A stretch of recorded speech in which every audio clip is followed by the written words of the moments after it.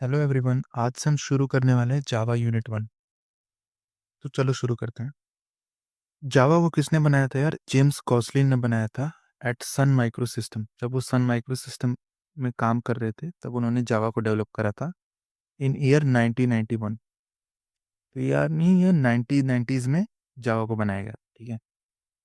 Originally जब शुरुआत में इस पे काम कर रहे थे, इसका नाम था इस प्रोजेक्ट का ओक। जब इसे लॉन्च करा गया 1995 में तो इसका रीनेम कर दिया गया जावा, ठीक है। Developed with the vision of backward compatibility. यार बैकवर्ड कंपैटिबिलिटी का मतलब क्या है? जैसे जावा 3 हो गया, एक वर्जन है। जावा 8, ये एक वर्जन है, ठीक है। तो जब यार जावा 8 वर्जन आया ना, तो ये जो प्रोग्राम्स जावा 3 पे रन होते थे, ठीक, वो प्रोग्राम जावा 8 पे भी रन होने चाहिए। ये बैकवर्ड कंपैटिबिलिटी कहते हैं कि जो प्रोग्राम पुराने वाले वर्जन्स पे चल जाते थे, वो नए वर्जन्स पे भी चलने चाहिए, ठीक है। तो जावा को इस विजन से बनाया गया है कि वो बैकवर्ड कंपैटिबल, यानी उसके जो प्रोग्राम्स जो पुराने वर्जन्स पे चलते थे, वो बिना कोई दिक्कत के नए वर्जन्स पे भी आराम से चल सके, ठीक है। और फॉरवर्ड कंपैटिबिलिटी का मतलब क्या होता है? फॉरवर्ड कंपैटिबिलिटी का मतलब होता है कि जो प्रोग्राम नए वर्जन्स पे चलते हैं ना, वो प्रोग्राम पुराने वर्जन्स पे भी चल जाए। यानी जो प्रोग्राम जावा 8 पे चल रहा है, वो जावा 3 पे भी चल जाना चाहिए। पर यार जावा में फॉरवर्ड कंपैटिबिलिटी नहीं हो रही होती है, ठीक है। जावा बैकवर्ड कंपैटिबल है ज़्यादातर, ठीक है। तो यार इस वीडियो में हम क्या समझेंगे? इस वीडियो में हम समझेंगे मैजिक ऑफ बाइट कोड, ठीक है यार। भाई ये बाइट कोड की वजह से जावा में बहुत सारे फीचर्स, पोर्टेबिलिटी, सिक्योरिटी, बहुत सारी चीज़ें आ गई हैं इस बाइट कोड की वजह से, ठीक है। और फिर हम दूसरा पॉइंट होगा हमारा, how Java change the internet. फिर इसी के अंदर हम एक चीज़ पढ़ेंगे, Vora, right one, run anywhere, ठीक। फिर हम उसके बाद देखेंगे वर्चुअल मशीन क्या है, ठीक है। फिर उसके बाद थर्ड हमारा होगा फीचर्स ऑफ जावा। जावा जब हम ये दो चीजें समझ जाएंगे ना, तो फीचर्स को समझना काफी आसान हो, ठीक है। तो चलो यार बाइट कोड को समझते हैं, ठीक है। यार एक चीज होता है source code. Source code source code वो होता है ना, जो प्रोग्रामर जो जो इंग्लिश जैसी लैंग्वेज में जो प्रोग्रामर प्रोग्राम लिखता है, वो होता है सोर्स कोड, ठीक है। अब नॉर्मली क्या होता है ना यार, मशीन को ना मशीन कोड समझ आती है, जीरोस एंड वन बाइनरीज में, ठीक है।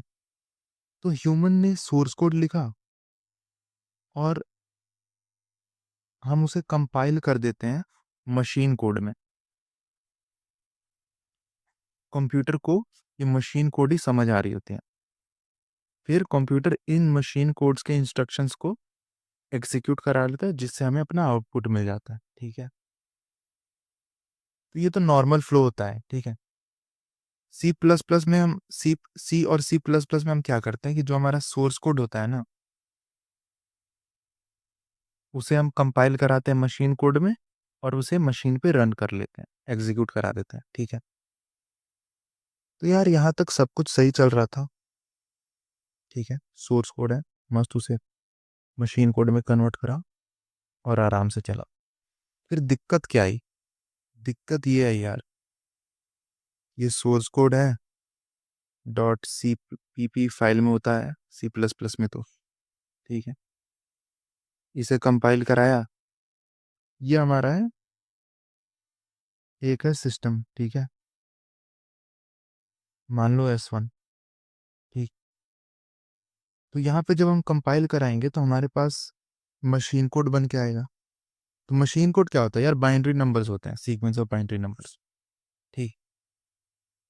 अब मान के चलो हमारे पास एक प्रोग्राम है हेलो प्रिंट कराने का, ठीक है। ये प्रोग्राम लिखा, इसे हमने फिर इसको प्रिंट कराने के लिए इसे हम बाइट कोड में, सॉरी, मशीन बाइनरी में कन्वर्ट करेंगे, मशीन कोड में। और फिर ये इसे सिस्टम पे रन कर देंगे। तो यार सी और सी प्लस प्लस में दिक्कत क्या आ रही थी कि इस चीज को, एक सोर्स कोड को प्रिंट कराने, सॉरी, एग्जीक्यूट कराने के लिए हमें अलग अलग मशीन कोड जनरेट करने पड़ रहे थे। यानी अगर हमारा सिस्टम S2 है, S2, तो इसके लिए दूसरी मशीन कोड होगी। सेम हेलो के लिए ही, हेलो प्रिंट कराने के लिए इसके लिए दूसरी मशीन, दूसरी बाइनरी कोड होंगे इसके पास। ऐसा क्यों यार? पहले तो भाई हम लोग समझते हैं, एक सेकंड यहीं पे। अभी आपके मन में क्लियर है ना कि भाई सेम हेलो प्रिंट कराने के लिए हमें S1 के लिए हमारे पास दूसरा मशीन कोड आ रहा है, S2 के लिए दूसरा मशीन कोड आ रहा है। ऐसा क्यों भाई? अब देखो यार, हम S1 और S2 में डिफरेंस क्या है? ये इसका प्लेटफॉर्म डिफरेंट हो गया। कैसे? देखो, जस्ट सपोज करो कि इसके पास प्रोसेसर मान के चलो है इंटेल का, और ऑपरेटिंग सिस्टम है विंडो का। ठीक है, इसके पास है प्रोसेसर मान के चलो आर्म का, और ऑपरेटिंग सिस्टम है मैक का। ठीक है, तो यार इसके अंदर, इस वाले S1 के अंदर कंसोल पे इनपुट आउटपुट करने के लिए कुछ अलग कमांड्स होंगे। लोड, जो मैटलैब वगैरह आपने अगर पढ़ा होगा, तो लोड स्टोर कराने के लिए कुछ अलग कमांड्स होंगे। इसके अंदर सेम चीज के लिए अलग कमांड होगा, लोड स्टोर वगैरह के लिए। ठीक है, जस्ट मैं एग्जांपल दे रहा हूँ। तो इसी वजह से ना मशीन कोड में डिफरेंस आ जाता है, डिफरेंस आ जाता है। और 1980s के टाइम पे ना सब कुछ सही चल रहा था, सी और C++ काफी फास्ट थे। ठीक है, बट ये प्रोग्रामर्स की दिक्कत बढ़ रही थी। उसे हर एक प्लेटफॉर्म के लिए उसे अपने कोड को दूसरे मशीन कोड में कंपाइल करना पड़ रहा था। ठीक है, तो यहीं पे सॉल्व करता है जावा। जावा कहता है ना कि आप एक बार अपना प्रोग्राम लिखो, उसे कन्वर्ट करो, और उसे आप किसी भी प्लेटफॉर्म पे रन करो, वो कोई दिक्कत नहीं। अब देखते हैं यार जावा ने इस चीज को अचीव कैसे करा। ठीक है, तो इस डायग्राम से समझते हैं। हमारे पास जावा का सोर्स कोड है, डॉट जावा फाइल में होती है। ठीक है, दूसरा कलर ले लेते हैं। ये हमारा सोर्स कोड है। ठीक है, अब हम इस सोर्स कोड को कंपाइल कर देते हैं बाइट कोड में। जावा कंपाइलर की हेल्प से इस सोर्स कोड को हम कंपाइल कर देते हैं बाइट कोड में, और ये प्रेजेंट होती है डॉट क्लास फाइल एक्सटेंशन में। ठीक है, डॉट क्लास फाइल में। तो ये हमारा हो गया बाइट कोड। ठीक है, अब इस बाइट कोड को with help of our JVM, Java virtual machine, इसे हम इंटरप्रेट करा देते हैं मशीन कोड में। ठीक है, इसे मशीन कोड में इंटरप्रेट करा देंगे, और फिर इसे हम एग्जीक्यूट करा देंगे, और यहां से हमें अपना आउटपुट मिल जाएगा। तो जावा में भाई एक इंटरमीडिएट बाइट कोड आ गया। ठीक है, अब अब देखो, अब जैसे हेलो वर्ल्ड के लिए ना, हेलो वर्ल्ड के लिए एक बाइट कोड मिला, डॉट हेलो डॉट क्लास। अब कोई भी सिस्टम हो, S1, S2, S3, अब हर एक सिस्टम के पास ना एक JVM होता है, जावा वर्चुअल मशीन, और ये हर एक सिस्टम के लिए अलग होते हैं। इसके लिए ये JVM, ये तीनों JVM एक दूसरे से अलग होंगे। ठीक है,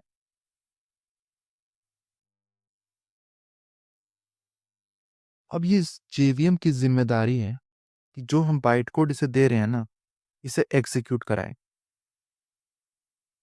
हर एक हर एक सिस्टम की JVM की जिम्मेदारी है इस बाइट कोड को एग्जीक्यूट करा है। यानी कि प्रोग्रामर की पूरी टेंशन ही चली गई। प्रोग्रामर का काम क्या है कि बस अपना प्रोग्राम बिजनेस लॉजिक लिखे प्रोग्राम में, उसे सिंपली बाइट कोड में कन्वर्ट करे और इस बाइट कोड को कहीं भी रन करो किसी भी प्लेटफॉर्म पे।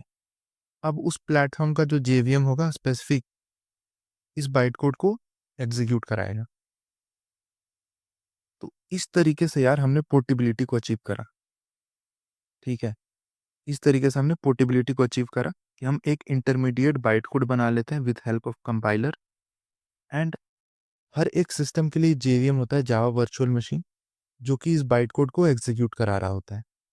पहले उसे मशीन कोड में कन्वर्ट करेगा बाइनरीज में, ठीक है, एंड देन उसे एग्जीक्यूट करा देगा। तो यार ये क्लियर हो गया होगा आपका किस तरीके से हमने बाइट कोड की हेल्प से पोर्टेबिलिटी को अचीव करा। ठीक है, तो आप देख सकते हो यार Java program execution happens in two main phases. First one is compilation, then execution. तो यार कंपाइलेशन का क्या प्रोसेस है? सोर्स कोड हो गया हमारा डॉट जावा फाइल, ठीक है, इसके अंदर सोर्स कोड हो गया और ये हमारा जावा एसी। इसे कंपाइल करने के लिए हम ये कमांड लिखेंगे, टर्मिनल पे ये कमांड लिखेंगे,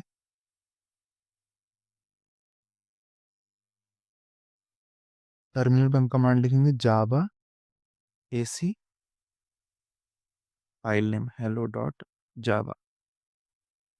ये कमांड लिखते ही हमारा जो सोर्स कोड होगा उस पे पहले तो चेक करेगा कोई सिंटेक्स एरर टाइप चेकिंग्स वगैरह हैं।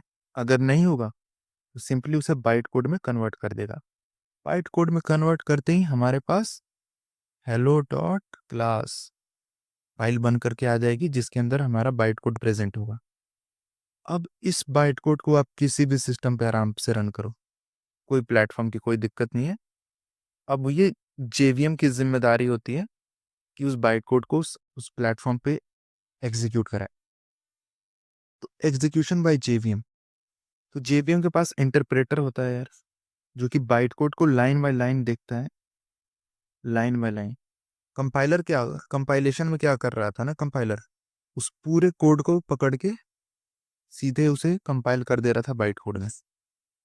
और ये इंटरप्रेटर क्या करता है, पहली लाइन को रीड करेगा, ठीक है, पहली लाइन ऑफ बाइट कोड को रीड करेगा और उसे उसे मशीन कोड में कन्वर्ट करके एग्जीक्यूट करेगा। देन सेकंड लाइन पे जाएगा, देन उसे कन्वर्ट करेगा मशीन कोड में, देन उसे एग्जीक्यूट करेगा।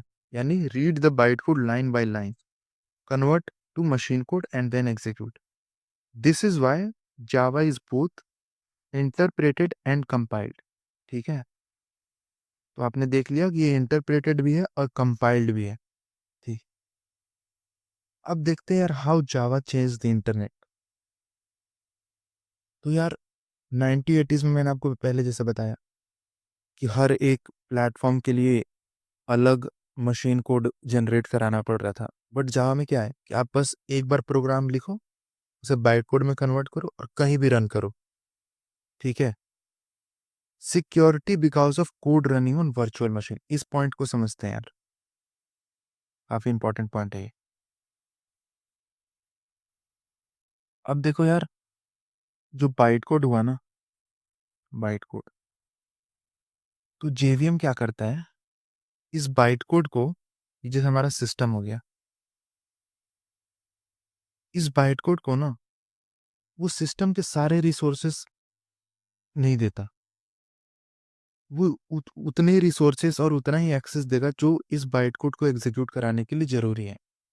अगर जेवीएम ना हुए तो ये बाइट कोड में तो यार, बाइट कोड तो आपका कोई भी फाइल को एक्सेस कर ले, कुछ भी डिलीट कर दे, कुछ भी कर दे, वायरसेस को प्लेस कर दे आपके सिस्टम पे।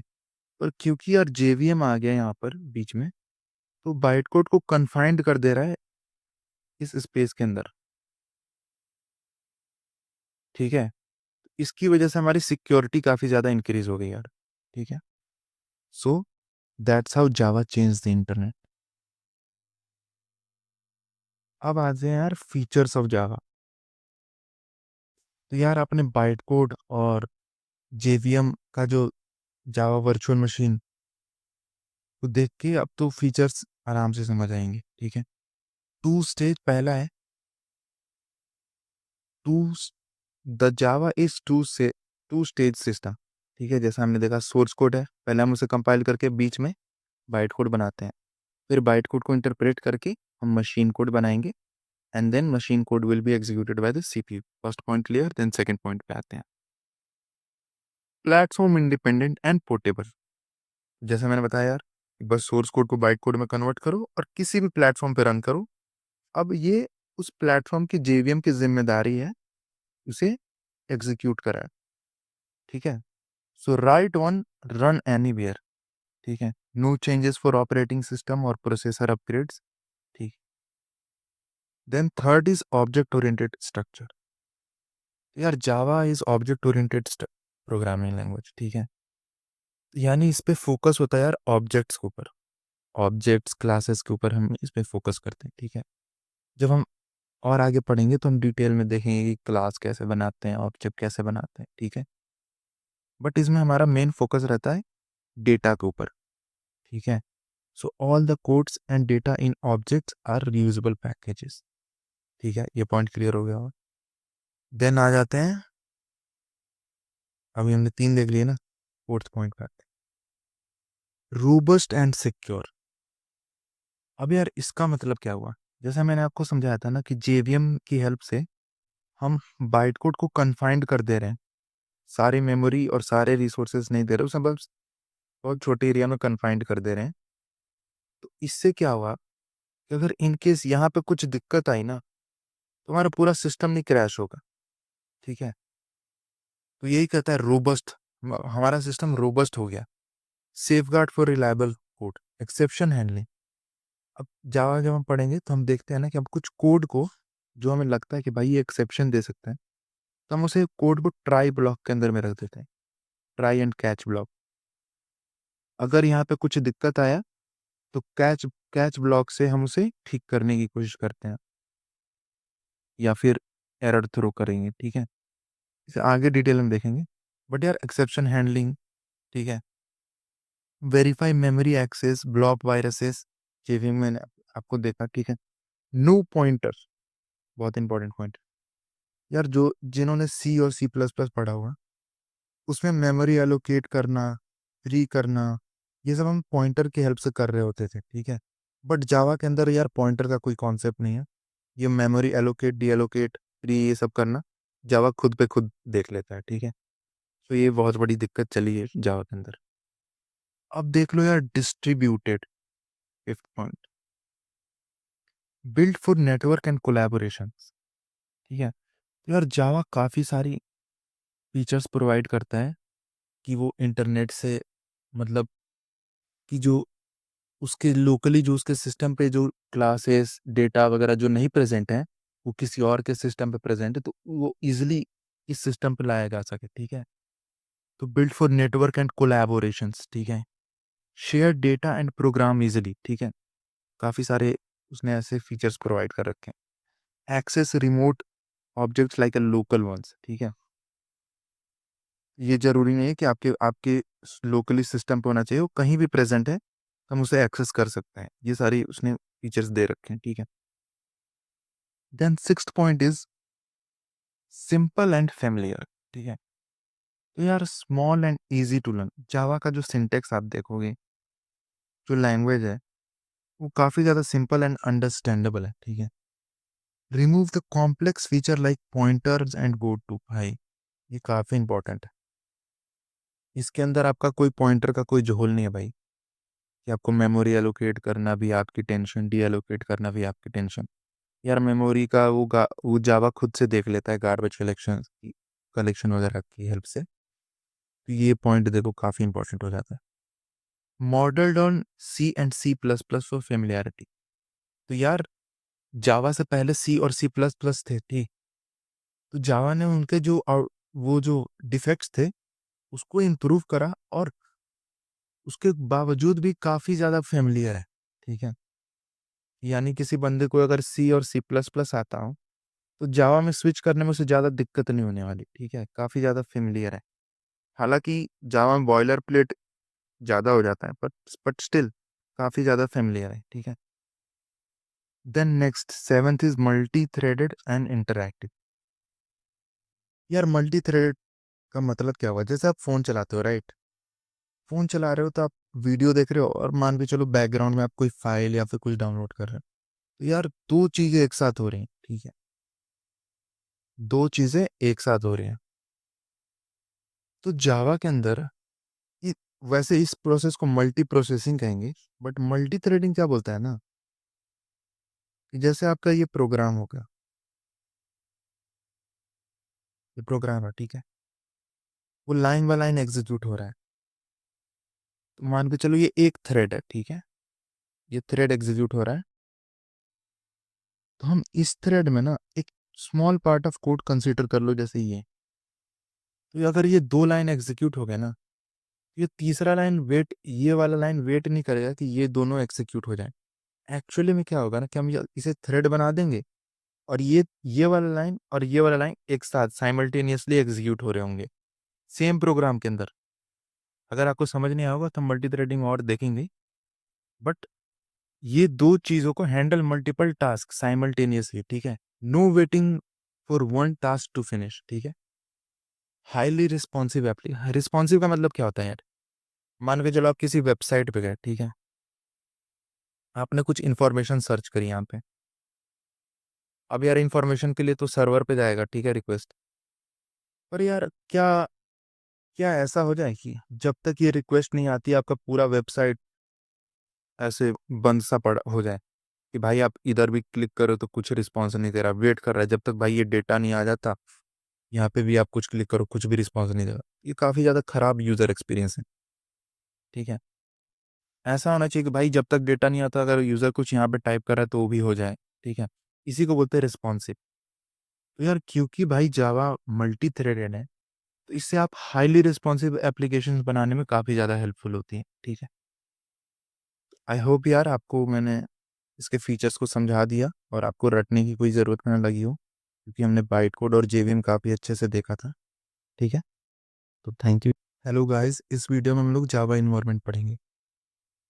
तो जावा में यार हम लोग सोर्स कोड लिखते हैं अपना प्रोग्राम, ठीक है, और फिर इस प्रोग्राम को हम लोग कंपाइल करा देते हैं बाइट कोड में।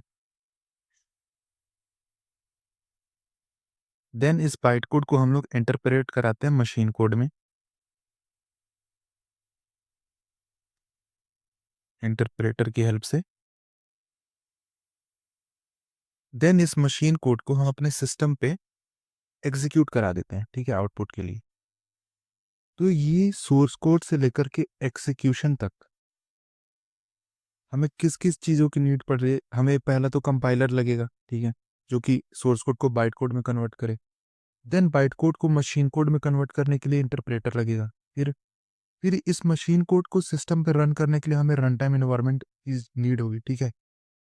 सो ये जो ओवरऑल सेटअप हमें लगने वाला है, उसी को हम लोग जावा इन्वायरमेंट कहते हैं, ठीक है। So Java environment is a complete setup required to develop, compile and run the Java program, ठीक है। अब जावा इन्वायरमेंट में क्या क्या आ जाते हैं, ठीक है। पहला हो गया जेडीके, जेडीके के अंदर जीआरई होता है और डेवलपमेंट टूल्स, और का जावा कंपाइलर और जावा डिबगर, ठीक है। अब देख लेते हैं यार JDK. So it is a software development kit required to develop the Java applications. It includes Java runtime environment, interpreter, loader, compiler, a doc generator, and other tools needed for Java development. ठीक है। सो यार JDK क्या है, JDK overall kit है, ठीक है। और ये किसके लिए है यार, प्रोग्रामर के लिए है, क्योंकि प्रोग्रामर ही सोर्स कोड लिखेगा, ठीक। और उस सोर्स कोड को कंपाइल करने के लिए हमें क्या लगेगा, कंपाइलर। फिर उस सोर्स कोड को कंपाइल कर दिया हमने बाइट कोड में, देन बाइट कोड को इंटरप्रेट करने के लिए क्या लगेगा, इंटरप्रेटर, ठीक है। अब उसमें मिस्टेक वगैरह ढूंढने के लिए क्या लगेगा, डिबगर लगेगा, ठीक। और फिर जब मशीन कोड आ जाएगा तो उसे रन करने के लिए हमें एक जावा रन टाइम एनवायरनमेंट चाहिए होगा, ठीक है। अब इस जावा रन टाइम एनवायरनमेंट को भी हम डिटेल में पढ़ेंगे, इसके अंदर जेवीएम और जावा क्लासेस होते हैं, ठीक है, लाइब्रेरीज वगैरह होती हैं जेआरई के अंदर, ठीक है। सो ये सारी चीज़ें जावा डेवलपमेंट किट में होती हैं।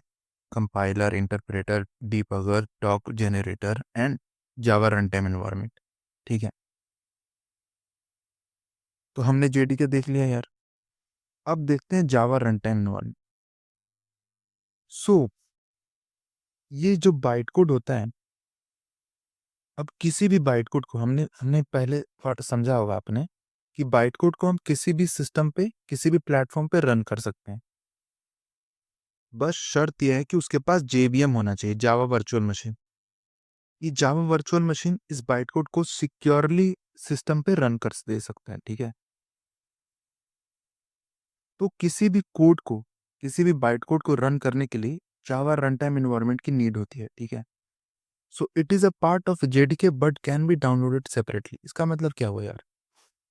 अब देखो, किसी डेवलपर ने कोई सॉफ्टवेयर बनाया, ठीक है, अब उस सॉफ्टवेयर को मान के चलो आपके फोन पे यूज करना है, तो आपको क्या नीड है? आपको तो बस एक रन टाइम एनवायरनमेंट चाहिए, एक इंजन चाहिए जो उस चीज को, उस सॉफ्टवेयर को आपके सिस्टम पे रन कर दे। ठीक है, आप थोड़ी ना उसमें डेवलप कर रहे हो या डिबग कर रहे हो। ठीक है, सो जेआरई जो है वो सेपरेटली भी डाउनलोडेड हो सकता है। ठीक है, it is a part of JDK but can be downloaded separately. ठीक है, it provides the library, the JVM and other components to run the application. अभी हमने देखा कि जैसे बाइट कोड है, तो बाइट कोड को सिस्टम पे रन करने के लिए क्या नीड है? जावा वर्चुअल मशीन की नीड है। प्लस में लाइब्रेरीज, लाइब्रेरी से मेरा क्या मतलब है? आपको आपको लाइब्रेरीज जो प्रोग्राम में जो इनपुट आउटपुट के लिए, या फिर एरेज, ऑब्जेक्ट्स, एरे, स्ट्रिंग्स वगैरह की जो कोर क्लासेस, जावा की कोर क्लासेस को जो हम इंपोर्ट करा रहे होते हैं, वो लाइब्रेरीज में प्रेजेंट होती है। ठीक है, उन्हें, उनके फीचर्स को इंपोर्ट कराते हैं हम लोग लाइब्रेरी से। ठीक है, सो जेवीएम और ये लाइब्रेरीज हमारी जेआरई का पार्ट है, जावा रन टाइम एनवायरनमेंट का पार्ट है। ठीक है, so does not have the tools and utilities for developers like compiler और debugger।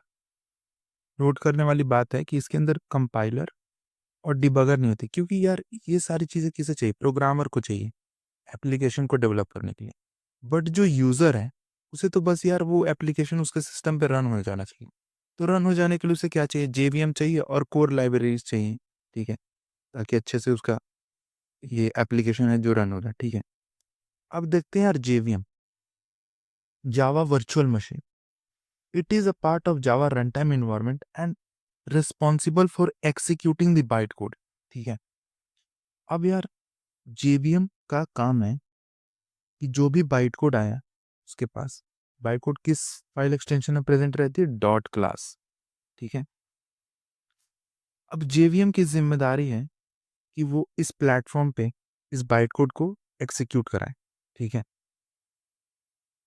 अब हर एक सिस्टम का, जैसे आपने, मैंने पहले की वीडियोस में बताया था कि हर एक सिस्टम के लिए JVM अलग अलग होता है।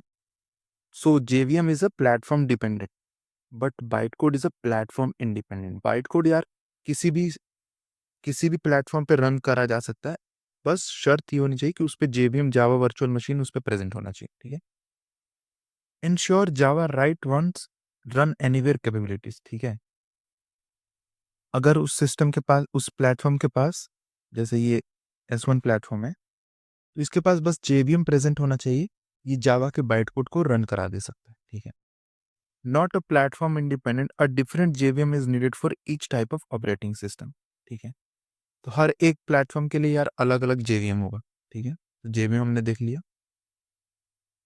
तो आई होप यार आपको जावा इन्वायरमेंट पूरी अच्छे तरीके से समझ आ गया हो कि सबसे ऊपर सब पूरा ओवरऑल पैकेज क्या है। जावा डेवलपमेंट किट, इसके अंदर जीआरई आ जाएगा, जावा रन टाइम एनवायरनमेंट, और development tools like Java compiler and debugger etcetera. ठीक, अब जावा रन टाइम एनवायरनमेंट के अंदर क्या होंगे? जावा वर्चुअल मशीन प्लस में लाइब्रेरीज की सेट। ठीक है, तो आई होप आपको समझ आ गया होगा। जेवीएम आर्किटेक्चर, यार जेवीएम आर्किटेक्चर के अंदर ना 5 कंपोनेंट्स हो गए। पहला हो गया क्लास लोडर, फिर JVM memory area, execution engine, native method interface और नेटिव मेथड लाइब्रेरीज। ठीक है, अब एक एक करके ना हम इस सारे कंपोनेंट्स को देख लेते हैं। तो यार जेवीएम के पास क्या आ रहा होता था, बाइट कोड आ रहा होता था ना, बाइट, जो कि डॉट क्लास फाइल में प्रेजेंट होती है।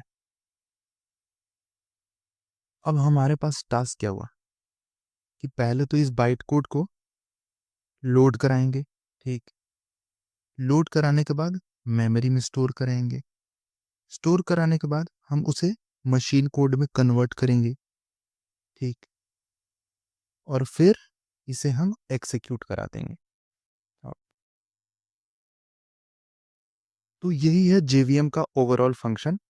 और इसके कंपोनेंट्स को देख लेते हैं कि इन टास्क किस तरह से इनके कंपोनेंट्स हेल्प करते हैं करने में। तो पहला है क्लास लोडर। तो यार क्लास लोडर के अंदर में तीन चीजें हैं, तीन टास्क है, लोडिंग, लिंकिंग, इनिशियलाइजेशन। लोडिंग से क्या मतलब हुआ कि जो हमारा क्लास है किस फाइल पाथ में प्रेजेंट है, किस फाइल लोकेशन पे प्रेजेंट है, ठीक, कोई पाथ में प्रेजेंट होगा ना वो फाइल, तो वहां से उसे एक्सेस करना। फिर लिंकिंग हुआ कि फिर हम वहां पे चेक करते हैं कि भाई ये जो बाइट कोड है, इस पाथ का जो बाइट कोड है, क्या वो हमारे जेवीएम के इंस्ट्रक्शंस या फिर जेवीएम का जो रूल्स है वो फॉलो कर रहा है, ठीक है। फिर इनिशियलाइजेशन, फिर हम इस कोड के अंदर जो स्टैटिक वेरिएबल्स वगैरह रहते हैं उनकी उनको इनिशियलाइज कर रहे होते हैं, ठीक है। अभी तो मैंने मोटा मोटा आपको बस समरी दे दी, अब थोड़ा डिटेल में देखते हैं, ठीक है। तो हमने देख लिया कि लोडिंग का क्या काम हुआ कि फाइल पाथ से, जो उसका पाथ है वहां से उसे लोड करना। लिंकिंग हुआ कि उसे चेक करना था। फिर थर्ड था इनिशियलाइजेशन। ठीक, ये ओवरऑल समरी है। अब चलो इन्हें डिटेल में देखते हैं। First, loading.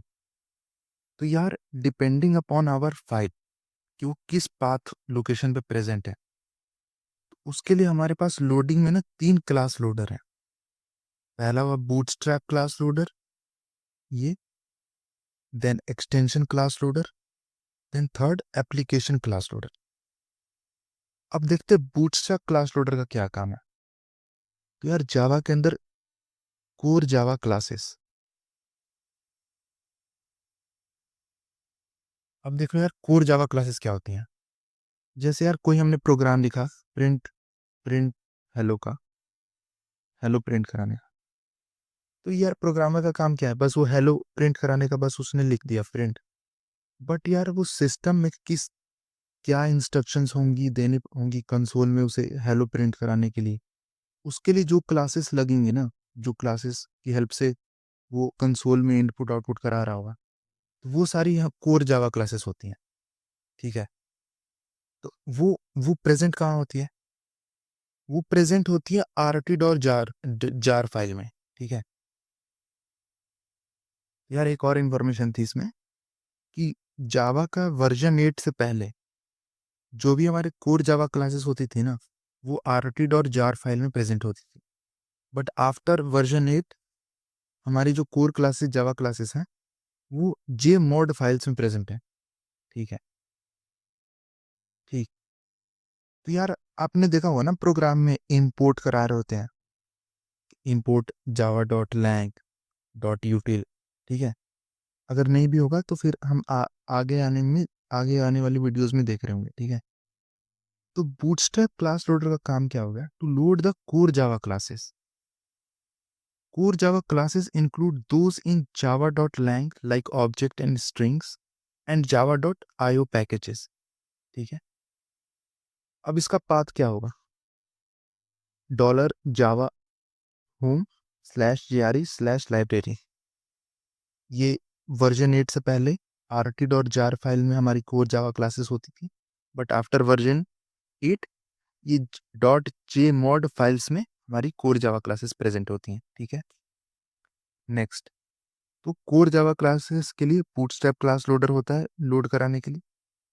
अब एक्सटेंशन, एक्सटेंशन डायरेक्टरीज में जो क्लासेस प्रेजेंट है उसे लोड करने के लिए एक्सटेंशन क्लास लोडर आ जाता है, ठीक है। थर्ड है application class loader, load the user defined classes. यार जो प्रोग्रामर ने जो क्लासेस बनाई हैं उसे लोड कराने के लिए एप्लीकेशन क्लास लोडर आता है, ठीक है। तो अभी हमने लोड करा लिया, ठीक।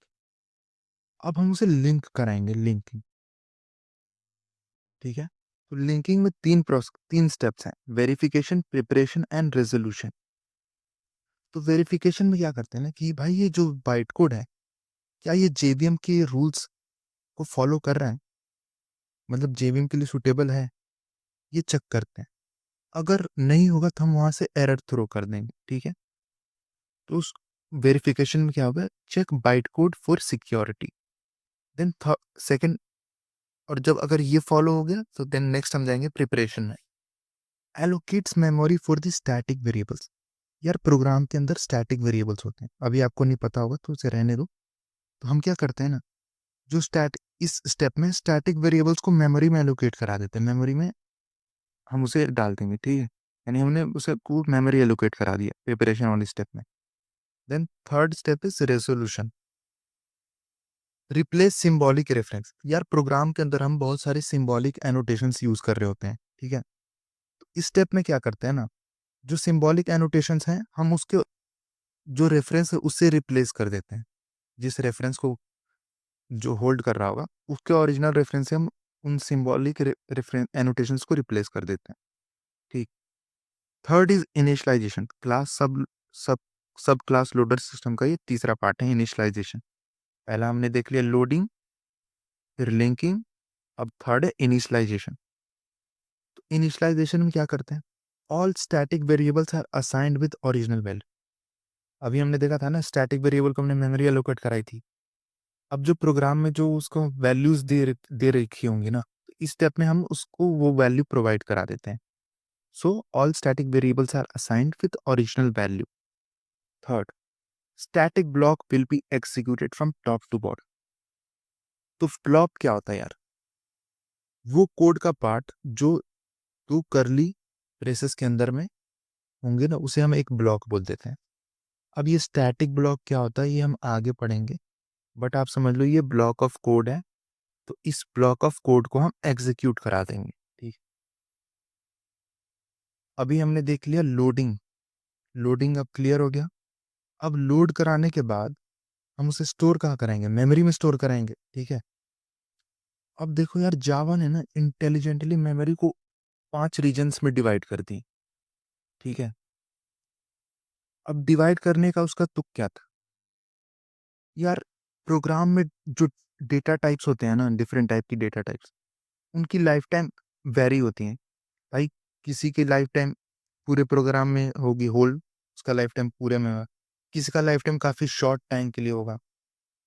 कोई कोई डेटा टाइप्स का हो गया कि उसको सबके साथ शेयर हो रहा होगा, कोई बहुत प्राइवेट होगा। ठीक है, तो इन सारी चीजों की बेसिस पे हमने मेमोरी को पांच पांच रीजन में जेवीएम ने डिवाइड कर रखा है। ठीक है, कौन कौन से, method area, heap area, stack, PC register, native method stack. अब इन पांचों को समझेंगे और देखेंगे ये किस किस को स्टोर करा रहा है। ठीक है, और क्यों स्टोर करा रहा है। ठीक है, सो हमने समझ लिया कि different data types have a different life time. ठीक, access pattern and sharing needs, और इसी वजह से जेवीएम ने मेमोरी को 5 हिस्सों में डिवाइड कर रखा है एफिशिएंट स्टोरेज के लिए। ठीक है, अब देखते हैं, फर्स्ट है हमारे पास मेथड एरिया। तो यार मेथड एरिया में ना क्लास फाइल की इंफॉर्मेशन को स्टोर करा रहे होते हैं। ठीक, अब क्लास के अंदर क्या क्या होगा, क्लास के अंदर उसका मेटा डेटा होता है। ठीक है, उसके स्टैटिक वेरिएबल्स हो गए, कांस्टेंट पूल्स हो गए, तो इन सारी चीज़ों को हम मेथड एरिया में स्टोर करा रहे होते हैं। ठीक है, अब यार जो क्लास होगा वो तो हर ऑब्जेक्ट के लिए कॉमन होगा। ठीक है, और वो एक ही बार लोड होना चाहिए, शुड बी लोडेड वंस। ठीक, must persist as long as class is loaded. ठीक है, सो मेथड एरिया में क्या हो गया कि हम जो मेथड एरिया होगा ना प्रोग्राम में सिर्फ एक ही बार बनता है, मेथड एरिया प्रोग्राम में सिर्फ एक ही बार बनेगा। It stores the class file information and static variables per JVM one memory area, therefore multiple thread can access this area. ठीक है, अब सेकंड पे आ जाते हैं हीप एरिया। तो हीप में ना हम ऑब्जेक्ट को स्टोर करा रहे होते हैं। So it stores the object, instant variable and arrays. ठीक है यार, जावा के अंदर एरेज और स्ट्रिंग भी ऑब्जेक्ट ही हो रहे होते हैं। ठीक है, आगे समझेंगे अभी से। और हीप एरिया भी कॉमन होता है और एक ही बार क्रिएट होगा पूरे प्रोग्राम में। ठीक है, so it can be accessed by the multiple thread, so the data stored in heap are not a thread safe। not a thread safe का मतलब क्या हुआ कि भाई इसे कोई भी थ्रेड एक्सेस कर सकता है, कोई भी part of the program access कर सकता है इस हीप एरिया में से। ठीक है, अब नेक्स्ट देखते हैं स्टैक एरिया। तो यार जब भी हमारा फंक्शन नया थ्रेड बनेगा ना, तो सेपरेट स्टैक, हर एक थ्रेड के लिए ना हम एक सेपरेट स्टैक एरिया बनाएंगे। ठीक, whenever a new thread is created, a separate stack area will be also created।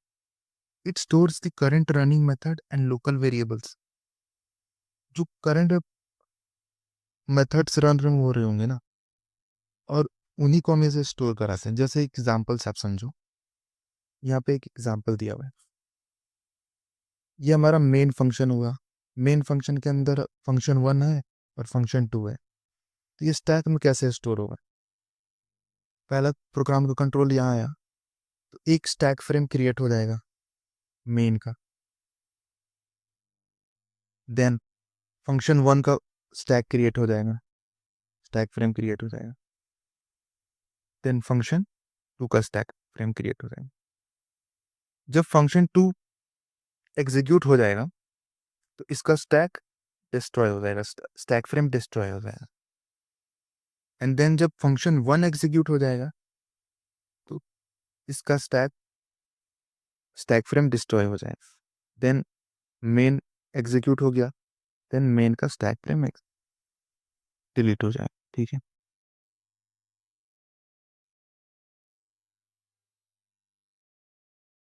So whenever when method returns stack frame is destroyed। method returns का मतलब when function complete, जब अपना function execution complete कर लेता है, then stack frame is destroyed। ठीक, next program counter register. तो यार हमारा इंस्ट्रक्शंस, जो इंस्ट्रक्शंस होते हैं प्रोग्राम के अंदर, तो प्रोग्राम काउंटर रजिस्टर क्या करता है ना, जो करंट में इंस्ट्रक्शंस एग्जीक्यूट हो रहे होंगे उनका एड्रेस को ये स्टोर करके रखेगा। ठीक, for every thread separate programme counter register is created, so it is thread से। हर एक थ्रेड के लिए एक separate programme counter register create करते हैं मेमोरी के अंदर। ठीक है, सो एक प्रोग्राम काउंटर एक ही थ्रेड के लिए होगा।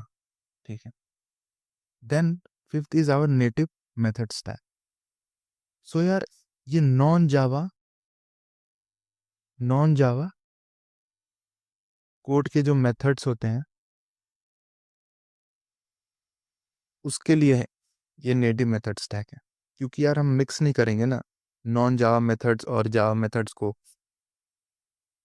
इन दोनों स्टैक एरिया में थोड़ी ना नॉन जावा मेथड कोड को हम वहाँ पर लाएंगे। ठीक है, so all the native method call will be call invoked by thread will be stored in the native method stack। For every thread separate native method stack will be created। ठीक है, and it is also a thread set। then third part is our execution engine। तो यहाँ तक अभी तक हमने देख लिया, क्लास लोडर देख लिया, जावर मेमोरी एरिया देख लिया, क्लास मेथड एरिया में क्या स्टोर करा रहे होंगे, क्लास का मेटा डेटा। ठीक, हीप में ऑब्जेक्ट स्टोर करा रहे होंगे। ये दोनों पूरे प्रोग्राम में सिर्फ एक बार ही क्रिएट होंगे। ये भी कॉमन होगा सबके लिए, हीप भी कॉमन होगा सबके लिए। स्टैक में क्या स्टोर करा रहे होते हैं, फंक्शंस। और ये हर एक थ्रेड के लिए एक ही स्टैक, हर एक थ्रेड के लिए अलग स्टैक होगा, यानी स्टैक विल बी थ्रेड से। देन प्रोग्राम काउंटर रजिस्टर्स, जो प्रेजेंट में जो इंस्ट्रक्शंस एग्जीक्यूट हो रहे होंगे उनके एड्रेस को प्रोग्राम काउंटर रजिस्टर स्टोर करके रखता है। देन नेटिव मेथड स्टैक, तो ये क्या कर रहे होते हैं, ये जो नॉन जावा कोड होते हैं उनके मेथड्स को ये स्टोर कर रहा होता है। तो यार 2 स्टेप हमने देख लिए, क्लास लोडर और Java memory area. Then third is execution engine.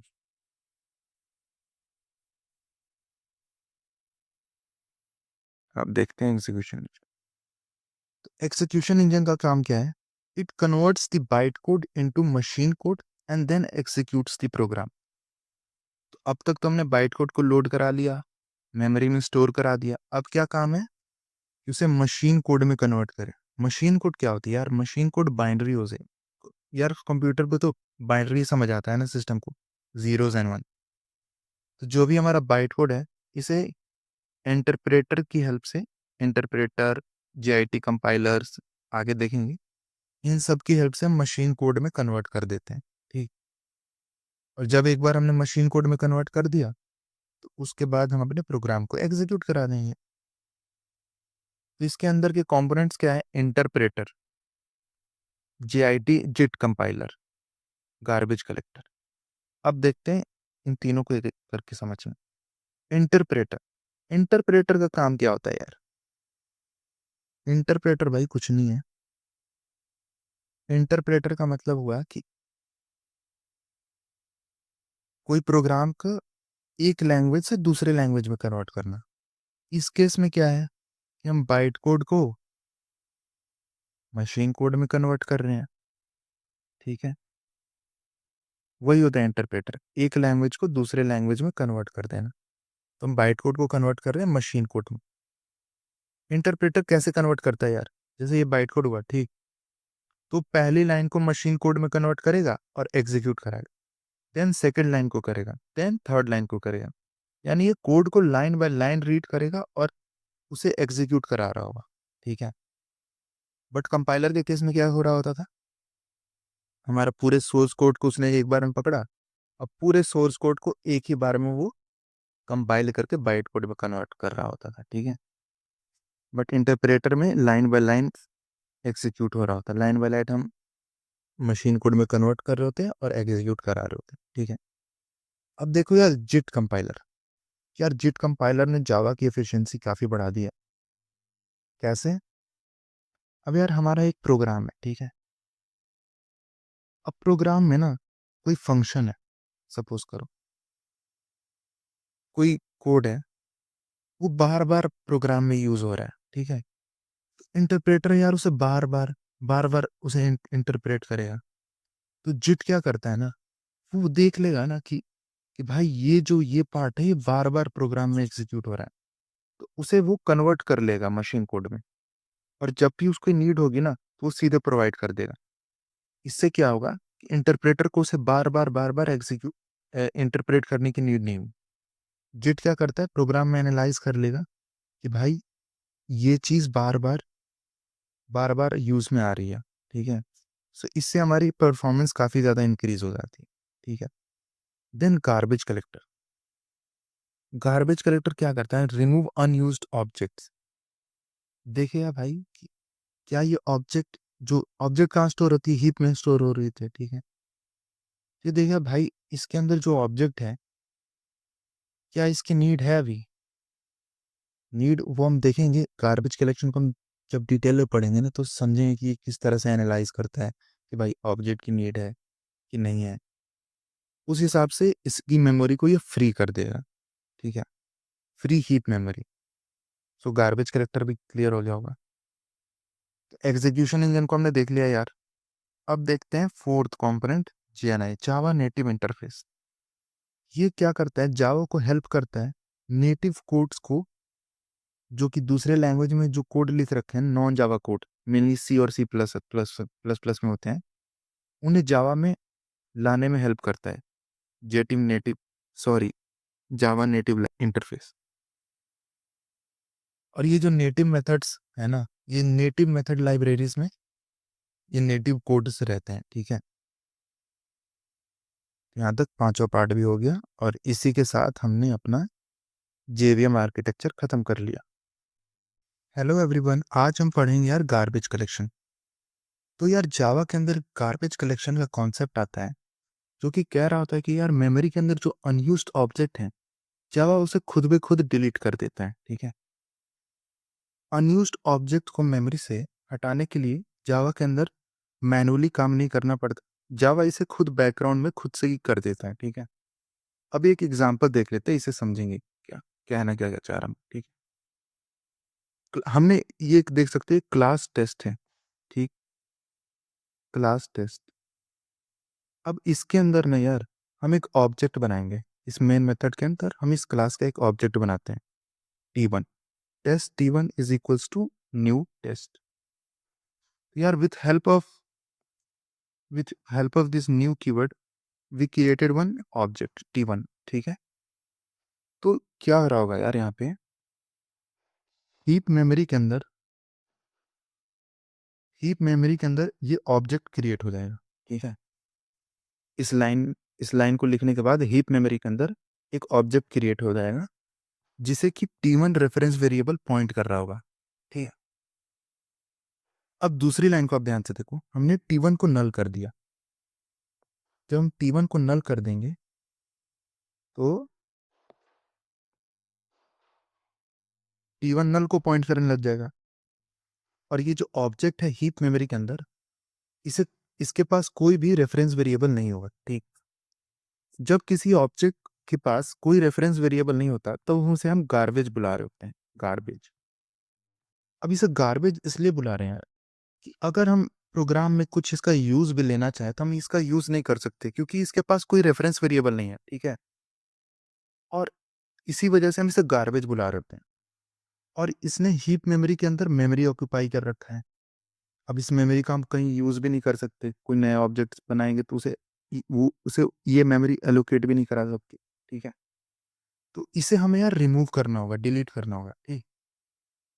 तो ये जो डिलीशन का काम है, गार्बेज को हटाने का काम है हीप मेमोरी के अंदर से, वो जावा खुद से हैंडल कर रहा होता है, ठीक है। और उसके लिए उसके पास जो मैकेनिज्म है, उसी मैकेनिज्म का नाम है गार्बेज कलेक्शन, ठीक है।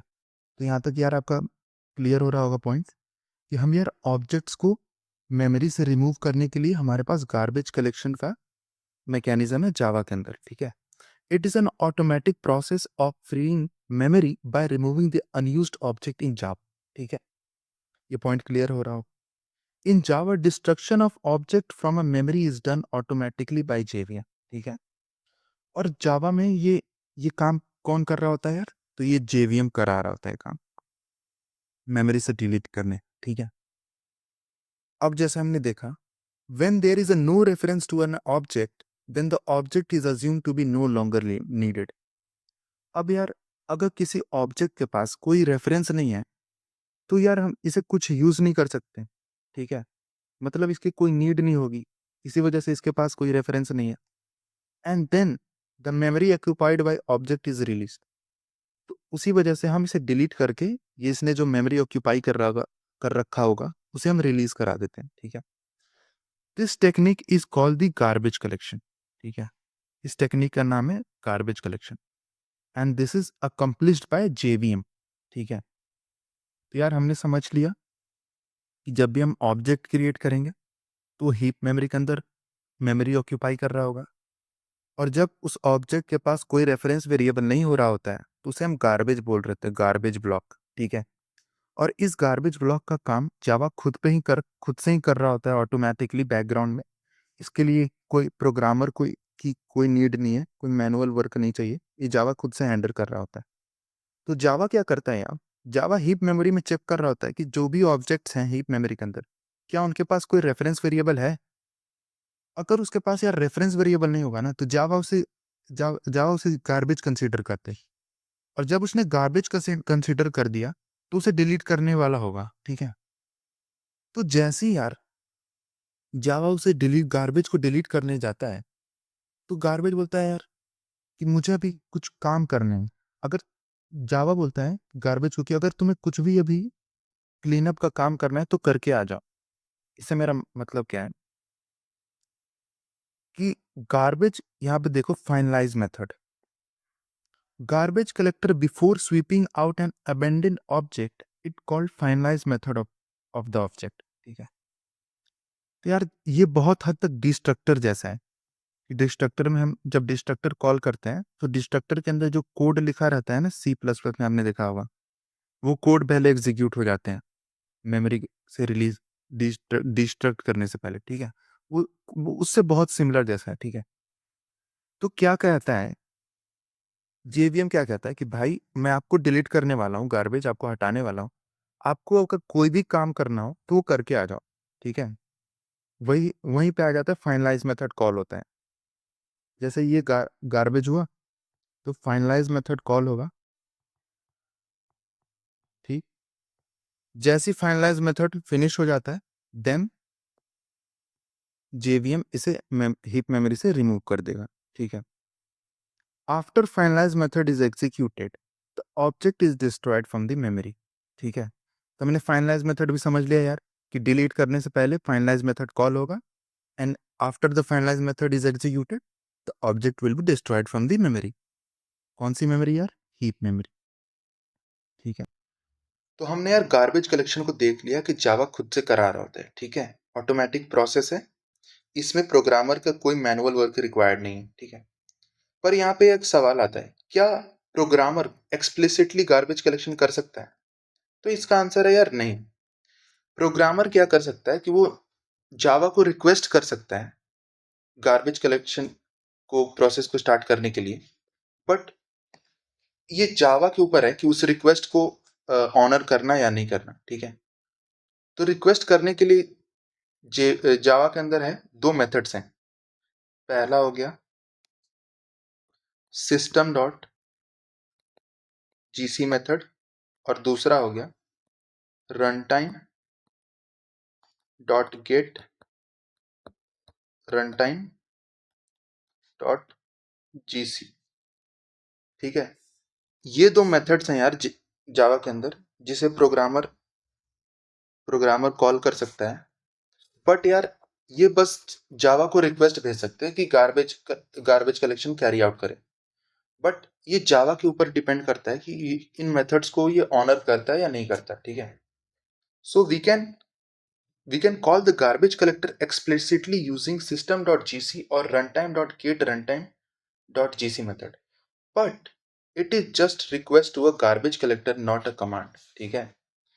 it is up to the garbage collector to honor this request। अगर ये जावा का मन होगा तो गार्बेज कलेक्शन करेगा, अगर नहीं मन होगा तो नहीं करेगा, ठीक है। मतलब ये गारंटेड प्रोसेस नहीं है, बस हम उसे रिक्वेस्ट भेज सकते हैं, ठीक है। तो यार हमने गार्बेज कलेक्शन देख लिया, आई होप कि आपको समझ आ गया हो। Thank you. हेलो एवरीवन, आज की वीडियो में हम समझ रहे होंगे Java virtual machine as a interpreter and emulator. तो पहले समझ लेते हैं JVM as a emulator. Emulator क्या होता है यार? एम्यूलेटर एक सॉफ्टवेयर होता है जो कि एक सिस्टम को दूसरे सिस्टम की तरह बिहेव कराने में हेल्प कर रहा होता है। जैसे अब एक एग्जांपल समझते हैं, जैसे सपोज करो आपके पास एक सिस्टम है मैक का और आपको एक गेम इसके ऊपर रन करना है जो कि विंडोज के लिए लिखा हुआ है, ठीक है। तो आप यहाँ पे इसे रन करने के लिए एक एम्यूलेटर का यूज करोगे। ये एम्यूलेटर आपके मैक को विंडोज की तरह बिहेव कराने में हेल्प कर रहा होगा और इसके हेल्प से आप इस गेम को यहाँ पे रन करा लोगे, ठीक है।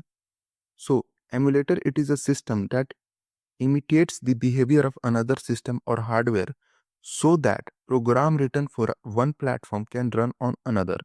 जैसे इस केस में ये गेम लिखा गया था विंडोज के लिए और आपने एक एम्यूलेटर की हेल्प से इसे आपने मैक सिस्टम के ऊपर रन करा लिया, ठीक है। अब समझते हैं यार Java virtual machine as a emulator. तो यार जावा के अंदर क्या होता है, हमारे पास सोर्स कोड होता है, उस सोर्स कोड को हम कंपाइल करा देते हैं बाइट कोड में और इस बाइट कोड को एग्जीक्यूट कराने का काम करता है जेवीएम।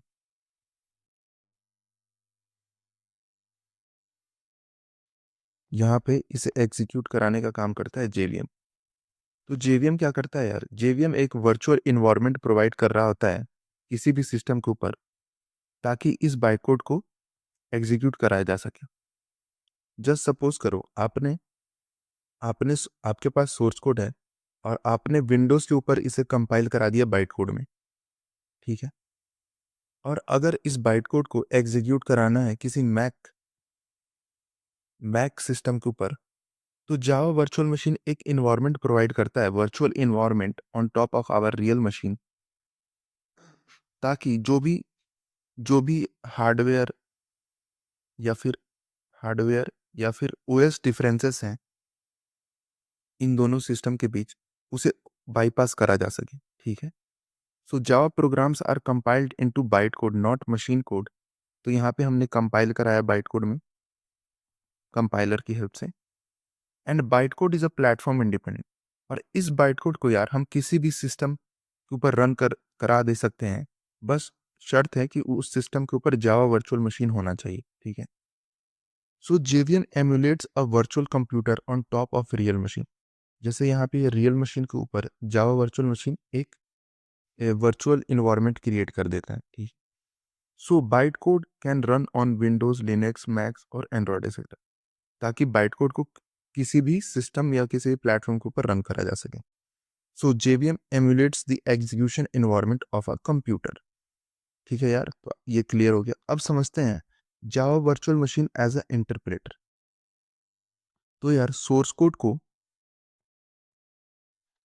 कंपाइल करके हमारे पास बाइट कोड आ रहा होता है, और इस बाइट कोड को पहले मशीन कोड में इंटरप्रेट करना होता है जावा वर्चुअल मशीन। यहाँ पे जेवीएम इस बाइट कोड को मशीन कोड में इंटरप्रेट करता है एंड देन इसे एग्जीक्यूट करा देता है।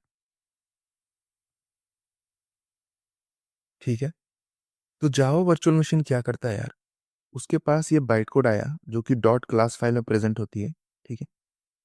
तो जेवीएम क्या करता है, उसे फर्स्ट लाइन को रीड करेगा, देन उसे मशीन कोड में कन्वर्ट कर देगा एंड देन उसे एग्जीक्यूट करा देगा। देन वो सेकेंड लाइन को रीड करता है, उसे मशीन कोड में कन्वर्ट करेगा एंड देन उसे एग्जीक्यूट करा देगा। So JVM reads the byte code instruction by instruction, then it translate each instruction into machine code, then it execute it immediately। तो देख लो यार एग्जीक्यूशन फ्लो, पहले जावा सोर्स कोड जो कि डॉट जावा फाइल एक्सटेंशंस में present होती है, then हम जावा सी कंपाइलर की हेल्प से उसे बाइट कोड में कन्वर्ट करा देते हैं जो कि डॉट क्लास फाइल में प्रेजेंट होती है। देन जावा वर्चुअल मशीन इन बाइट कोड को लाइन बाय लाइन रीड करेगा और उसे एग्जीक्यूट करा रहा होगा। ठीक है। So JVM act as interpreter by translating and executing the instructions by instruction. ठीक है। अब नेक्स्ट हम समझते हैं Java virtual machine instruction set. Java virtual machine instruction set, तो जेवीएम कुछ स्पेशल बाइट कोड कमांड का यूज करता है ताकि वो बाइट कोड को एग्जीक्यूट करा सके। और इन्हीं स्पेशल बाइट कोड कमांड्स को हम Java virtual machine instruction set बोल रहे हैं। ठीक है। So JVM instruction set is a set of byte code command executed by Java Virtual Machine to perform the program operations। और जावा वर्चुअल मशीन को इन बाइटकोड्स command की नीड क्यों पड़ी यार? पहला, to load data, perform operation, make decision, call methods, call create objects. ठीक है। Data को लोड कराने के लिए, उनके ऊपर अर्थमेटिक ऑपरेशन परफॉर्म करने के लिए, डिसीजंस लेने के लिए, फंक्शंस को कॉल करने के लिए, ऑब्जेक्ट्स क्रिएट करने के लिए, इन सारी चीज़ों के लिए जावा virtual machine special bytecode command का यूज़ कर रहा होता है, और उन्हीं बाइटकोड कमांड को हम Java virtual machine instruction set बोलते हैं। ठीक है। अब नेक्स्ट समझ लेते हैं, अब हम कुछ फीचर्स देख लेते हैं इस जावा वर्चुअल मशीन इंस्ट्रक्शंस के। तो पहला फीचर है कॉम्पैक्ट। ये जो जावा जेवीएम इंस्ट्रक्शंस हैं, इंस्ट्रक्शंस कमांड्स हैं, इनकी इनकी साइज 1 बाइट की है। ठीक है। 1 byte of opcode plus operand. ठीक है। अब दूसरा है स्टैक बेस्ड आर्किटेक्चर। तो स्टैक बेस्ड आर्किटेक्चर से क्या मतलब हुआ है कि हम ये जो जावा वर्चुअल मशीन इंस्ट्रक्शंस हैं, वो स्टैक के टॉप पे जो भी वैल्यू होगी उसके ऊपर ऑपरेट कर रहा होगा। जब हम एग्जांपल देखेंगे तो और क्लैरिटी मिल जाएगी। Then third point is simple and efficient. तो ये कमांड्स काफ़ी ज़्यादा सिंपल और एफिशिएंट हैं। Then fourth is platform independent. And then fifth, operate on operand stack plus local variable. तो हमारे पास यार स्टैक होता है और दूसरा होते हैं लोकल वेरिएबल्स, जैसे इस मान के चलो ए। तो हम स्टैक के ऊपर की वैल्यूज के ऊपर ऑपरेशंस परफॉर्म कर रहे होते हैं, और इसको हम ए में लोड ए में स्टोर या फिर ए से कोई वैल्यू को हम स्टैक में लोड करा रहे होते हैं। जब हम एग्जांपल देखेंगे तो और क्लैरिटी मिल जाएगी। ठीक है, अब देख लेते हैं Java virtual machine instruction set. तो मेनली यार 8 टाइप्स के इंस्ट्रक्शन सेट हैं। पहला है लोड एंड स्टोर, दूसरा अर्थमेटिक, तीसरा type conversion, fourth is operate object handling, then fifth control flow, then sixth is method call, seventh stack operation, eight is exception handling. अब इन्हें हम डिटेल में देख लेते हैं।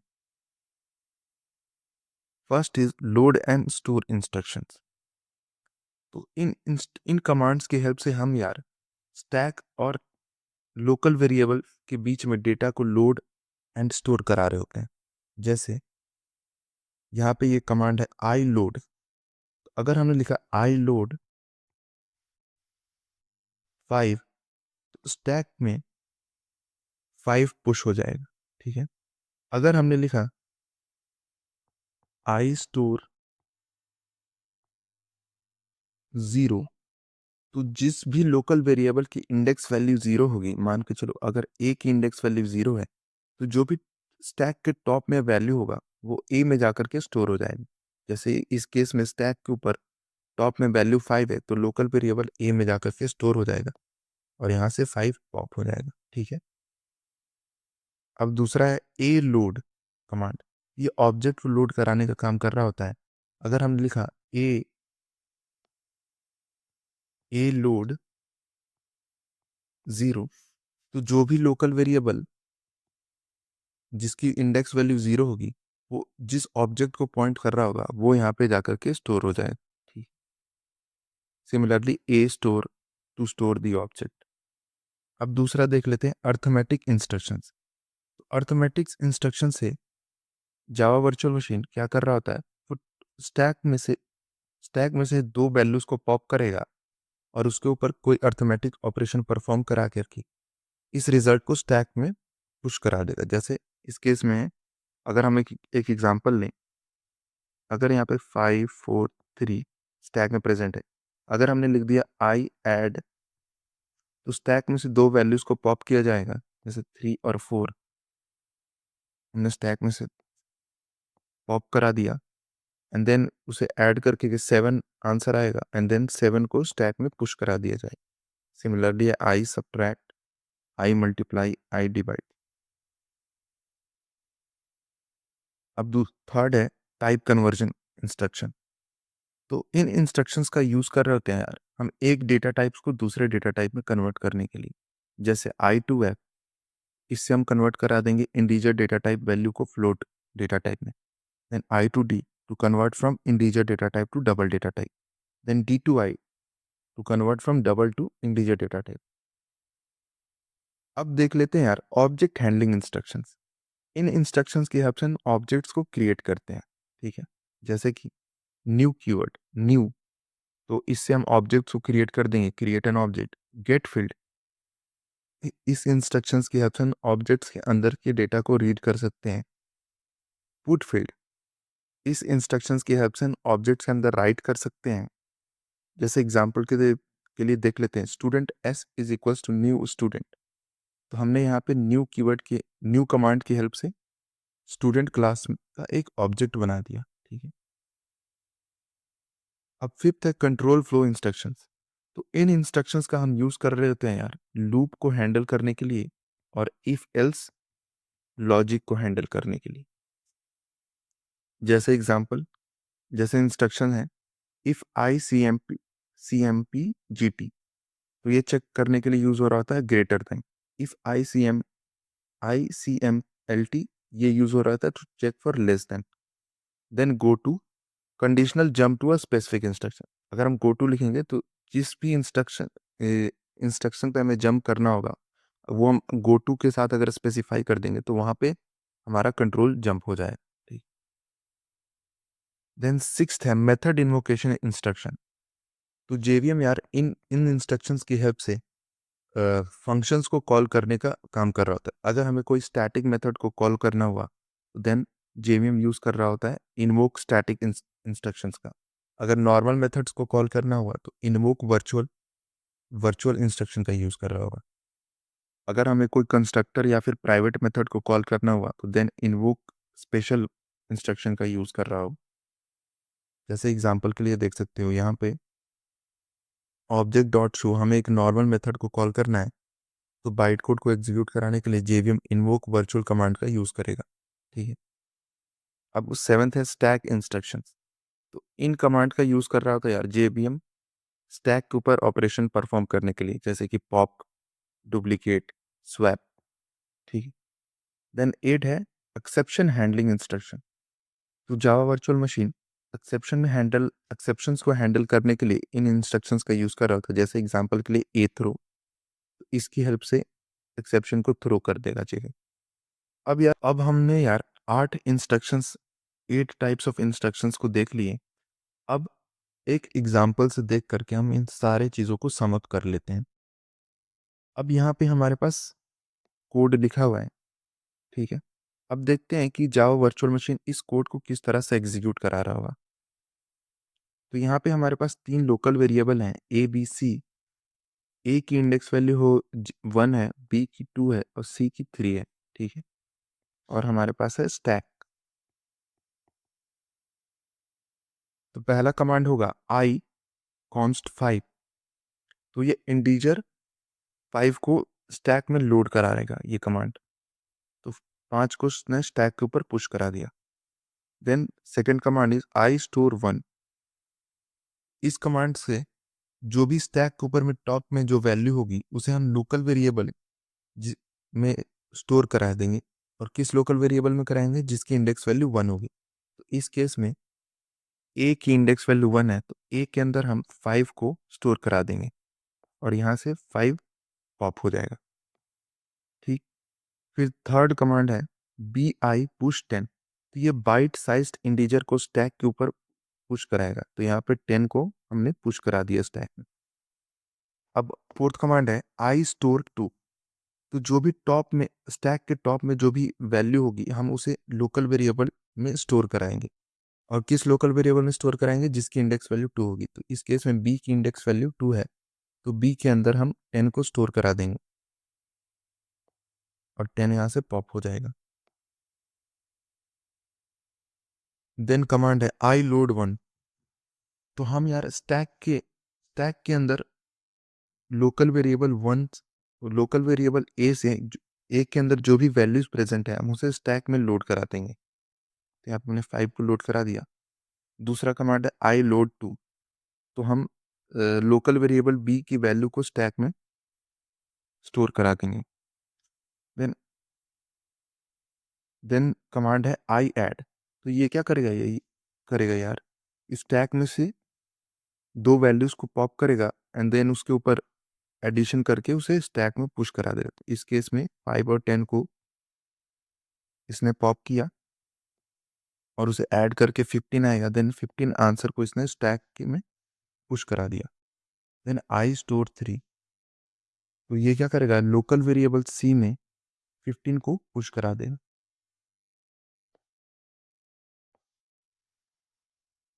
आई होप यार ये एग्जांपल आपको क्लियर हो। तो इसके साथ हमने जेवीएम इंस्ट्रक्शन सेट को कंप्लीट कर लिया।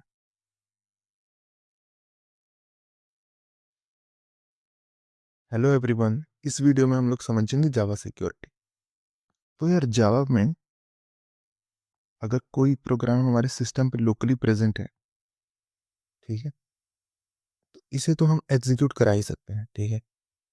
बट कोई प्रोग्राम अगर हमारे सिस्टम के बाहर प्रेजेंट है या फिर किसी दूसरे सिस्टम पे प्रेजेंट है या दूसरे नेटवर्क पे प्रेजेंट है, ठीक है, तो इसे भी हम इस सिस्टम पर ला करके एग्जीक्यूट करा सकते हैं। ठीक है। बट यार इस चीज को करने से ना कुछ सिक्योरिटी कंसर्न्स आ जाती हैं। जैसे कि ये प्रोग्राम जो है ये हमारे सिस्टम के फाइल्स को रीड ना कर ले, प्राइवेट फाइल्स को, जिससे हमें डेटा चोरी का खतरा हो जाता है। ठीक है। ये प्रोग्राम हमारे सिस्टम के फाइल्स को डिलीट वगैरह ना कर दे, जिससे हमारे सिस्टम डैमेज हो सकता है। ठीक है। ये हमारे सिस्टम से स्पैम रिक्वेस्ट वगैरह ना भेजते, इससे नेटवर्क मिसयूज का खतरा आ जाता है। ठीक है। ये हमारे सिस्टम पे कुछ ज़्यादा मेमोरी स्पेस ना ऑक्यूपाई कर ले, जिससे हमारा सिस्टम क्रैश होने हो सकता है। ठीक है। तो जो ये सारी चीज़ सिक्योरिटी कंसर्न्स आई हमारे पास, इन्हीं सिक्योरिटी कंसर्न्स को एड्रेस कर रहा होता है जावा सिक्योरिटी। ठीक है। तो जावा सिक्योरिटी एक मैकेनिज्म प्रोवाइड करता है जिससे हम अपने सिस्टम के रिसोर्सेज और अपने सिस्टम को प्रोटेक्ट कर रहे होते हैं इस प्रोग्राम को एग्जीक्यूट करके करते वक्त, ठीक है। So Java security is a mechanism that protects the system resources and data from unauthorized access while running the Java programs, ठीक है। तो यार जावा के अंदर सिक्योरिटी प्रोवाइड करने का काम हमारा कर रहा होता है जेवीएम। क्यों यार? क्योंकि जेवीएम के पास ही तो बाइट कोड आता है, ठीक है। बाइट कोड आएगा और इस बाइट कोड को मशीन कोड में इंटरप्रेट करके जेवीएम एग्जीक्यूट करा रहा होता है, ठीक है। तो यार जावा के अंदर सिक्योरिटी भी जेवीएम ही देख रहा होता है, ठीक है। अब जेवीएम कुछ हमें सिक्योरिटी गारंटीज देता है, ठीक है। अब एक एक करके इन सिक्योरिटी गारंटीज को समझ लेते हैं, ठीक है।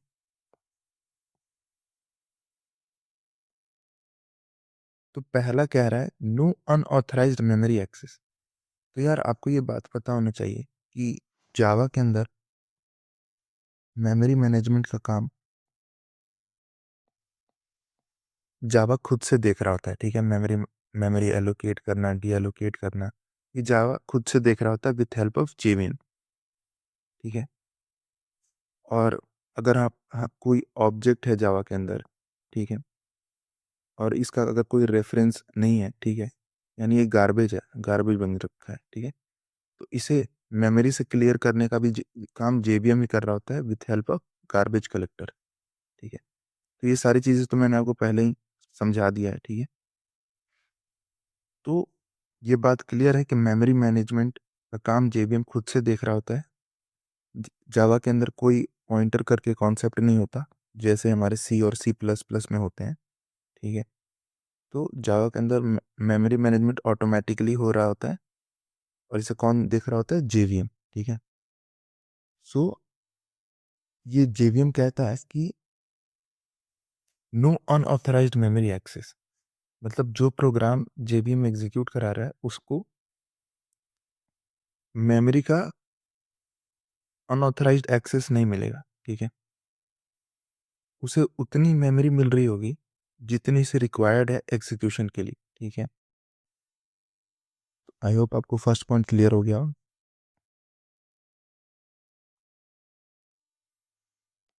देन सेकंड पॉइंट कह रहा है नो इलीगल टाइप कन्वर्जन।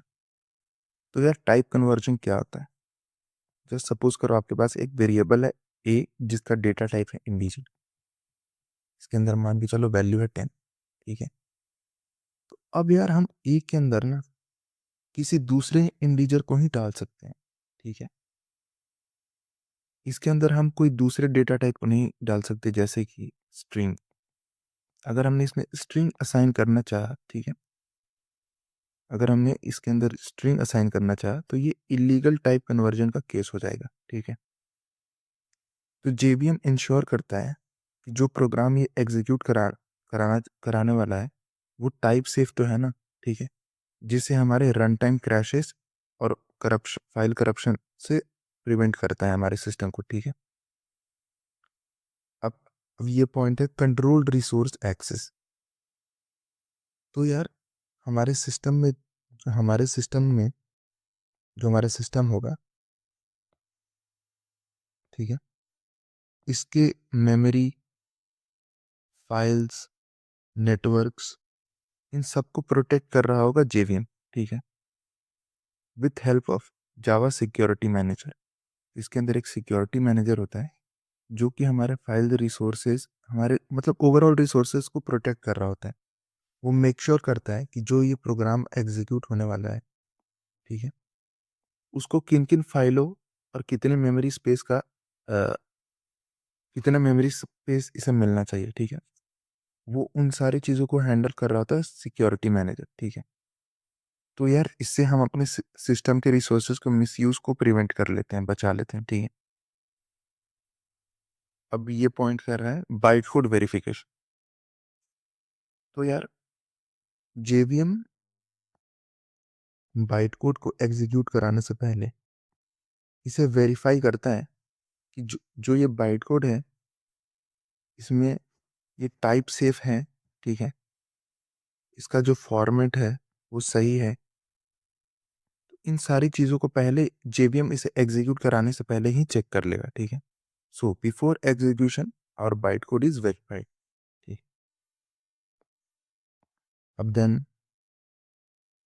अब नेक्स्ट पॉइंट है सैंडबॉक्स एग्जीक्यूशन। सैंडबॉक्स एग्जीक्यूशन क्या कह रहा है यार, कि जैसे ये हमारा सिस्टम हो गया, ठीक है। अब जो हमारे प्रोग्राम्स सिस्टम पे लोकली प्रेजेंट होंगे ना, उसके पास तो यार हमारे सिस्टम का वैल्यूएबल रिसोर्सेज का एक्सेस होगा। वैल्यूएबल रिसोर्स का मेरा मतलब है कि सिस्टम पे जो हमारे इंपॉर्टेंट फाइल्स हैं, ठीक है, फाइल्स हैं, उसका एक्सेस तो जो लोकली उस पे प्रोग्राम प्रेजेंट होगा उसके पास तो होगा, ठीक है। बट जो प्रोग्राम हम दूसरे नेटवर्क से ला रहे हैं ना यार, हम उसे अपना वैल्यूएबल रिसोर्सेज का एक्सेस नहीं देना चाहते। तो हम जावा में एक सैंडबॉक्स मॉडल करके कॉन्सेप्ट है, जो क्या करता है यार, वो इस प्रोग्राम को एग्जीक्यूट कराने के लिए ना एक रिस्ट्रिक्टेड इन्वायरमेंट प्रोवाइड करता है, एक रिस्ट्रिक्टेड एग्जीक्यूशन इन्वायरमेंट प्रोवाइड करता है, ठीक है। इस रिस्ट्रिक्टेड एग्जीक्यूशन इन्वायरमेंट से मेरा क्या मतलब है, इस प्रोग्राम को इस प्रोग्राम को जितना मेमोरी स्पेस और जिन जिन फाइलों का एक्सेस होना चाहिए बस उतना ही मिल रहा होता है, ठीक है। और इस प्रोग्राम को ऐसा लगेगा कि यही यही पूरा सिस्टम है, ठीक है। So, sandbox execution is a restricted execution environment where untrusted code मतलब जो प्रोग्राम हमारे सिस्टम के बाहर से आ रहा है, ठीक है, उसे एग्जीक्यूट कराने के लिए हम एक इन्वायरमेंट प्रोवाइड कर रहे होते हैं, ठीक है। इसे को ही बोला गया सैंडबॉक्सिंग। सैंडबॉक्सिंग इसे हम और डिटेल में पढ़ेंगे। सैंडबॉक्सिंग के अंदर जो भी कंपोनेंट्स होते हैं ये सारी चीज़ हम पढ़ेंगे, ठीक है। तो आई होप यार मैंने आपको ये समझा दिया हूँ, जावा सिक्योरिटी प्रोमिसेस को मैंने आपको समझा दिया, ठीक है। अब नेक्स्ट हम देखेंगे जावा सिक्योरिटी आर्किटेक्चर।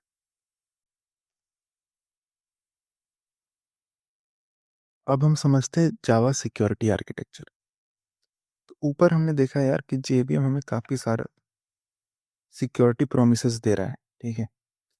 और उन सिक्योरिटी प्रोमिसेस को जेवीएम अचीव किस तरह से करेगा, उसके लिए उसके पास ये आर्किटेक्चर प्रेजेंट है, ठीक है। तो ये आर्किटेक्चर क्या है यार, कि हमारे पास प्रोग्राम है, ठीक है। उस प्रोग्राम को फाइनली एग्जीक्यूट होने से पहले उसे इन सारे लेयरों को क्रॉस करना होगा, और ये सारे लेयर हमारे प्रोग्राम को सेफ्टी को इंश्योर कर रहे होते हैं, ठीक है। तो आप समझ गए कि ये लेयर है, सिक्योरिटी लेयर्स हैं, ये आर्किटेक्चर सिक्योरिटी लेयर्स हैं, इसके अंदर काफ़ी सारे। अब इन सभी कंपोनेंट्स को हम थोड़े डिटेल में पढ़ लेते हैं, ठीक है।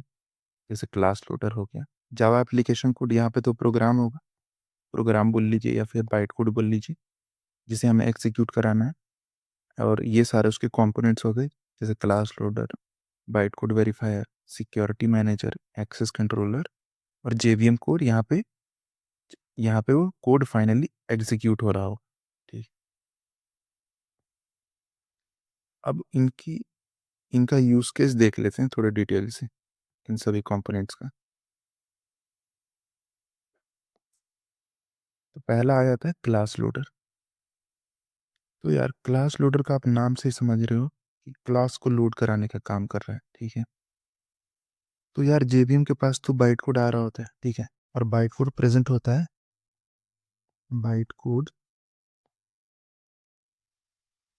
प्रेजेंट होता है डॉट क्लास फाइल एक्सटेंशन में, ठीक है। तो यार इस बाइट कोड को एग्जीक्यूट कराने के लिए पहले तो हमें इसे मेमोरी में लोड करना होगा, ठीक है, तभी तो हम इसे एग्जीक्यूट करा रहे होंगे। तो जो क्लास लोडर है ना, इस लोडिंग के काम को काफ़ी सिक्योरली करता है। सिक्योरली करने से मेरा मतलब है यार कि पहले तो जिस जिस इस बाइट कोड का बाइट बाइट कोड का फाइल को पाथ, इसके जो फाइल पाथ होगा उसे फाइंड करेगा कहाँ पे ये प्रेजेंट है, ठीक। फिर उसके बाद इसे चेक करेगा कि इसका वैलिड और सेफ तो है ना ये बाइट कोड, ठीक। तो इसे सेफ्टी के लिए इसको चेक करेगा, ठीक। देन इसे मेमोरी में लोड करा देगा। तो ये तो क्लास लोडर की पहली खासियत होगी कि पहले उस बाइट कोड को चेक कर लेगा, ठीक, वेरीफाई कर लेगा एंड देन उसे मेमोरी में लोड करा दिया जाएगा। और दूसरा चीज है, क्लास लोडर की दूसरी दूसरी स्पेशलिटी ये है कि हमारी ये ट्रस्टेड कोड और अनट्रस्टेड कोड को सेपरेट रखने में हेल्प करते हैं। ट्रस्टेड और अनट्रस्टेड से मेरा मतलब है यार, ट्रस्टेड कोड ये जो आपके सिस्टम पे प्रेजेंट है, जैसे आपकी जावा की कोर जावा क्लासेस हैं, वो हमारे ट्रस्टेड हो गए, वो हमारे लोकली सिस्टम पे प्रेजेंट है। और ये अनट्रस्टेड कोड जो हम दूसरे नेटवर्क से ला रहे हैं, या फिर इस केस में जो हमारा प्रोग्राम है, ठीक है, ये हुआ अनट्रस्टेड। अब सपोज करो कि आपका ट्रस्टेड कोड में आपके Java dot lang dot object, ठीक है, ये आपका एक कोर जावा क्लास है, यहाँ पे आपका कोर जावा क्लास प्रेजेंट होते हैं, ठीक है, जावा डॉट लैंग पैकेज में। अब यार जो हैकर था, ठीक है, उसने अपने प्रोग्राम में उसने अपने प्रोग्राम में एक क्लास बना ली, Java dot lang dot system, ठीक है। उसने ये फाइल ये उसने एक फाइल बना ली, ठीक है, और इसके अंदर उसने मैलिशियस कोड रखा हुआ है। तो यार जब इस फाइल को लोड करना होगा प्रोग्राम में, तो जो हमारा क्लास लोडर होता है ना,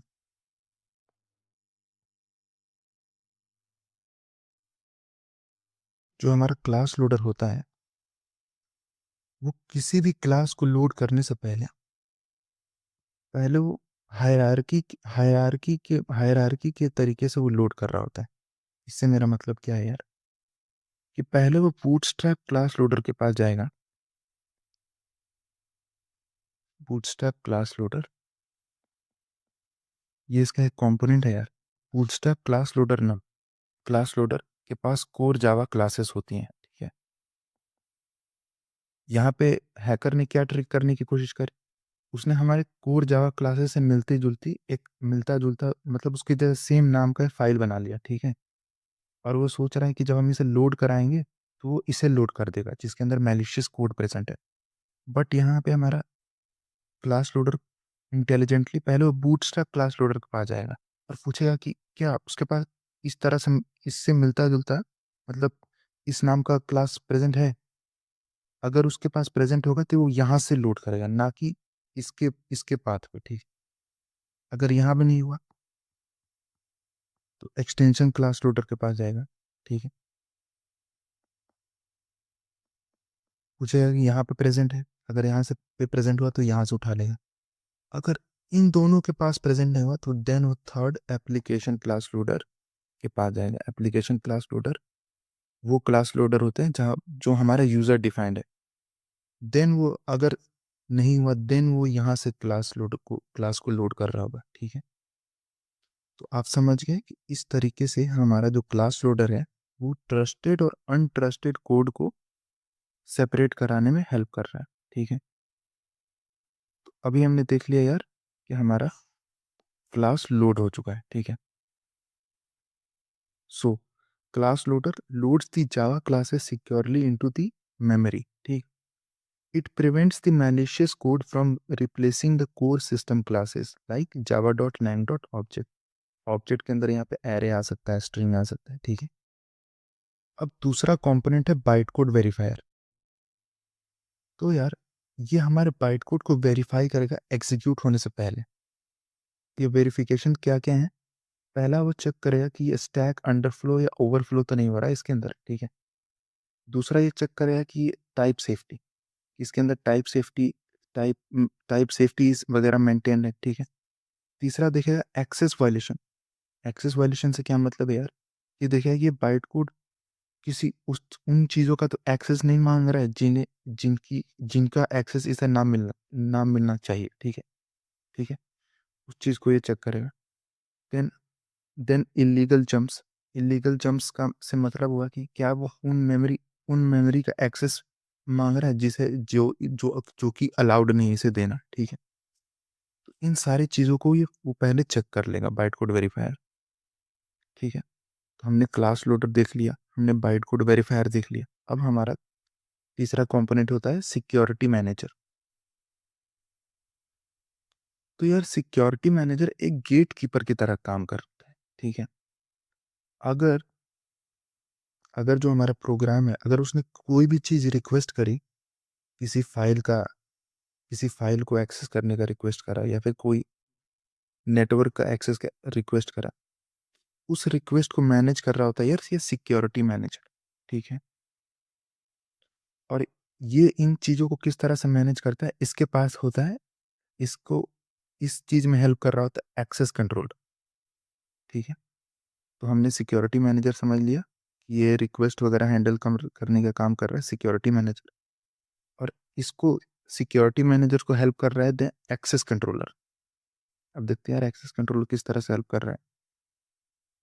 तो यार ये एक्सेस कंट्रोलर ही है जो कि डिसाइड करता है कि किसे किन चीज़ों का एक्सेस मिलना चाहिए।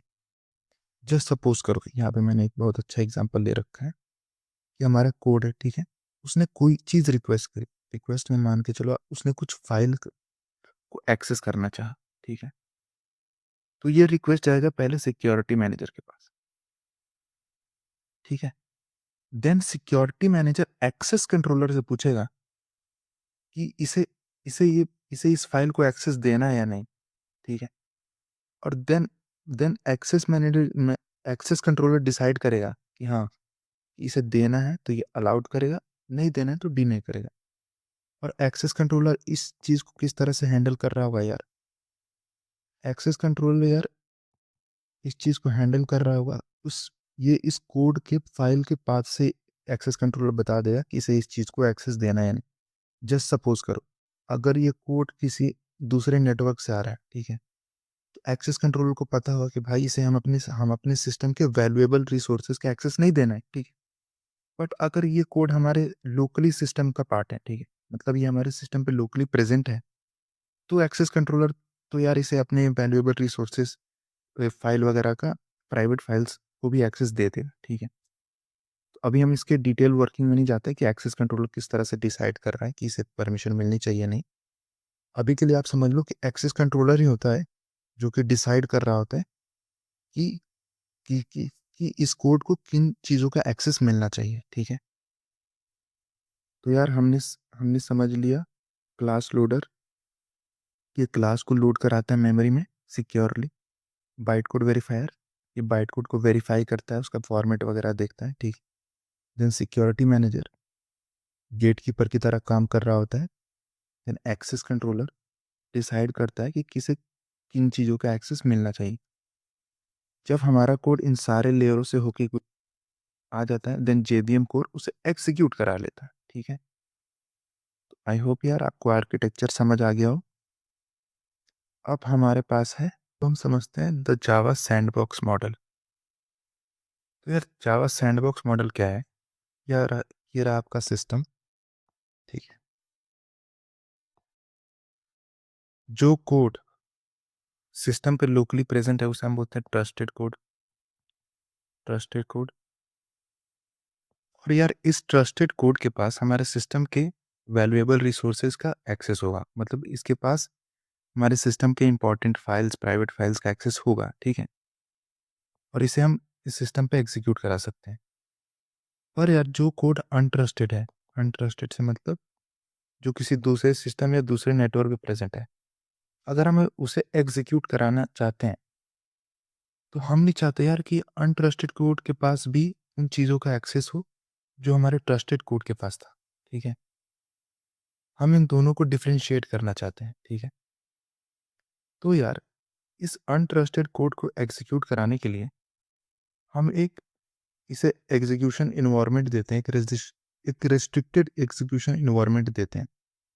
और बोलते हैं कि अनट्रस्टेड कोड को इस रेस्ट्रिक्टेड एग्जीक्यूशन इन्वायरमेंट में एग्जीक्यूट कराते हैं, ठीक है। और इसी चीज को हम लोग कहते हैं सैंड बॉक्सिंग। और यार इस रेस्ट्रिक्टेड एग्जीक्यूशन एनवायरनमेंट की खासियत क्या होगी, कि हम इस पे स्पेसिफाई कर देंगे कि इसे किन फाइलों का एक्सेस होना चाहिए, ठीक है, ये इसे किन नेटवर्क्स का एक्सेस होना चाहिए इसके पास, ठीक है।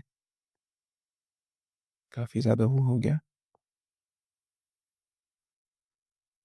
ठीक। तो अभी हम बात कर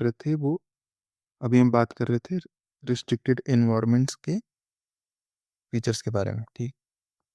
तो इसे किन फाइलों का एक्सेस होना चाहिए, किन नेटवर्क का एक्सेस होना चाहिए, कितनी मेमोरी मिलनी चाहिए, ठीक है, यहाँ पे। और इसी इन्वायरमेंट में हम अनट्रस्टेड कोड को एग्जीक्यूट करा देंगे, ठीक है। और इसी चीज को हम कह रहे होते हैं सैंड बॉक्सिंग, ठीक है। अब हम सैंड बॉक्स के कंपोनेंट्स को देख लेते हैं। तो यार इसमें भी कुछ उसी जैसे जेवी जावा सिक्योरिटी आर्किटेक्चर में जो जो कंपोनेंट्स है वैसे ही कंपोनेंट्स इधर भी हैं। क्लास लोडर है, बाइट कोड वेरीफायर है, सिक्योरिटी मैनेजर है, एक्सेस कंट्रोलर है। अब एक एक करके इन चीज़ों को भी देख लेते हैं। तो यार क्लास लोडर क्या करेगा, क्लास लोडर क्लास को लोड करता है मेमोरी में एग्जीक्यूट कराने के लिए। और क्लास लोडर मेक श्योर करता है कि अनट्रस्टेड कोड और ट्रस्टेड कोड अलग अलग हो, ठीक है। क्लास लोडर ये भी हमारे कोर जावा क्लासेस को किसी मैलिशियस क्लासेस से रिप्लेस होने से बचाता है, ठीक है। और किस तरह से बचा रहा होता था मैंने आपको समझाया कि वो पहले चेक करता है बूटस्ट्रैप क्लास लोडर में, यहाँ पे क्लास तो प्रेजेंट नहीं है, देन वो चेक करेगा एक्सटेंशन क्लास लोडर में, देन फाइनली तब जाके वो फाइनली चेक करेगा एप्लीकेशन क्लास लोडर में, ठीक है। तो क्लास लोडर क्लास को लोड कराता है सिक्योरली मेमोरी में एग्जीक्यूट करने के लिए। देन दूसरा आ गया, अब दूसरे कंपोनेंट्स को देख लेते हैं, बाइट कोड वेरीफायर। तो बाइट कोड को वेरीफाई करता है कि जो बाइट कोड को एग्जीक्यूट करने से पहले चेक करेगा कि बाइट कोड वैलिड और सेफ फॉर्मेट में है, तो है ना, ठीक है। देन है सिक्योरिटी मैनेजर। तो यार अगर हमारा प्रोग्राम में किसी चीज़ को कोई परमिशंस वगैरह मांगी तो सबसे पहले जाएगा सिक्योरिटी मैनेजर के पास। सिक्योरिटी मैनेजर डिसाइड करेगा कि इसे इन चीज़ों का एक्सेस होना चाहिए कि नहीं, ठीक है। इसे अगर इसने कोई चीज़ रिक्वेस्ट करी तो उस रिक्वेस्ट को एग्जीक्यूट कराने का एग्जीक्यूट होना चाहिए या नहीं होना चाहिए वो देख रहा होता है सिक्योरिटी मैनेजर। देन आ जाता है एक्सेस कंट्रोलर। तो यार एक्सेस कंट्रोलर ही डिटरमाइन करता है कि इस प्रोग्राम को किन फाइल्स किन नेटवर्क्स का एक्सेस मिलना चाहिए, ठीक है। तो हमने इनके सारे कंपोनेंट्स को भी समझ लिया, class loader, byte code verifier, security manager, access controller, ठीक है। अब देख लेते हैं advantages of Java security, sorry Java security नहीं, advantages of Java sandbox model, ठीक है। तो पहला है यार रेस्ट्रिक्टेड एग्जीक्यूशन। तो सैंडबॉक्स मॉडल क्या कहता था यार कि हम उसे एक रेस्ट्रिक्टेड एग्जीक्यूशन इन्वायरमेंट दे रहे होते थे, ठीक।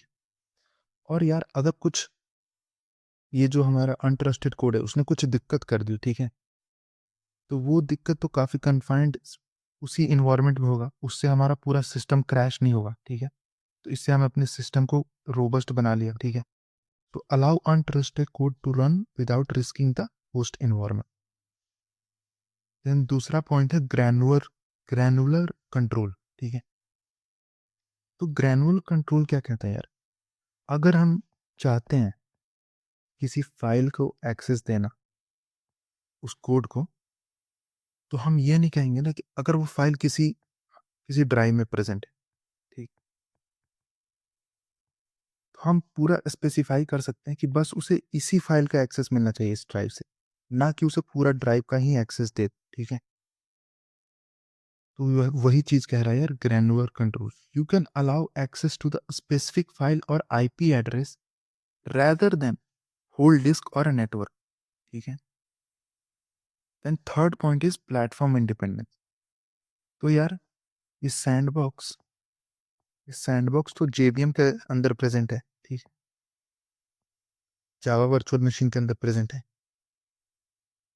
तो यार जो जो हम सैंडबॉक्स का रूल्स बना रहे होते हैं, सैंडबॉक्स को बनाने से पहले कि अगर हमने कोई सैंडबॉक्स बनाया ठीक है। जैसे सपोज करो कि हमने सैंडबॉक्स बनाया, तो हम डिसाइड कर देते हैं कि इसे किन फाइलों का एक्सेस होना चाहिए, कितनी मेमोरी का एक्सेस होना चाहिए, ठीक, ये सब हम डिसाइड कर लेते हैं। बट यार, क्योंकि सैंडबॉक्स जेवीएम के अंदर है, तो अब हमें सैंडबॉक्स का रूल बनाने के, हर एक ऑपरेटिंग सिस्टम के लिए हमें सैंडबॉक्स का अलग से रूल बनाने की जरूरत नहीं है, ठीक है। तो इससे हम प्लेटफॉर्म इंडिपेंडेंस को अचीव कर लेते हैं। Because the sandbox lives inside the JVM, the security rules are portable, ठीक है। तो हमने advantages of Java sandbox model देख लिया और जावा सैंडबॉक्स मॉडल को समझ लिया। आई होप आपको सारी चीज़ें क्लियर हो गई होंगी।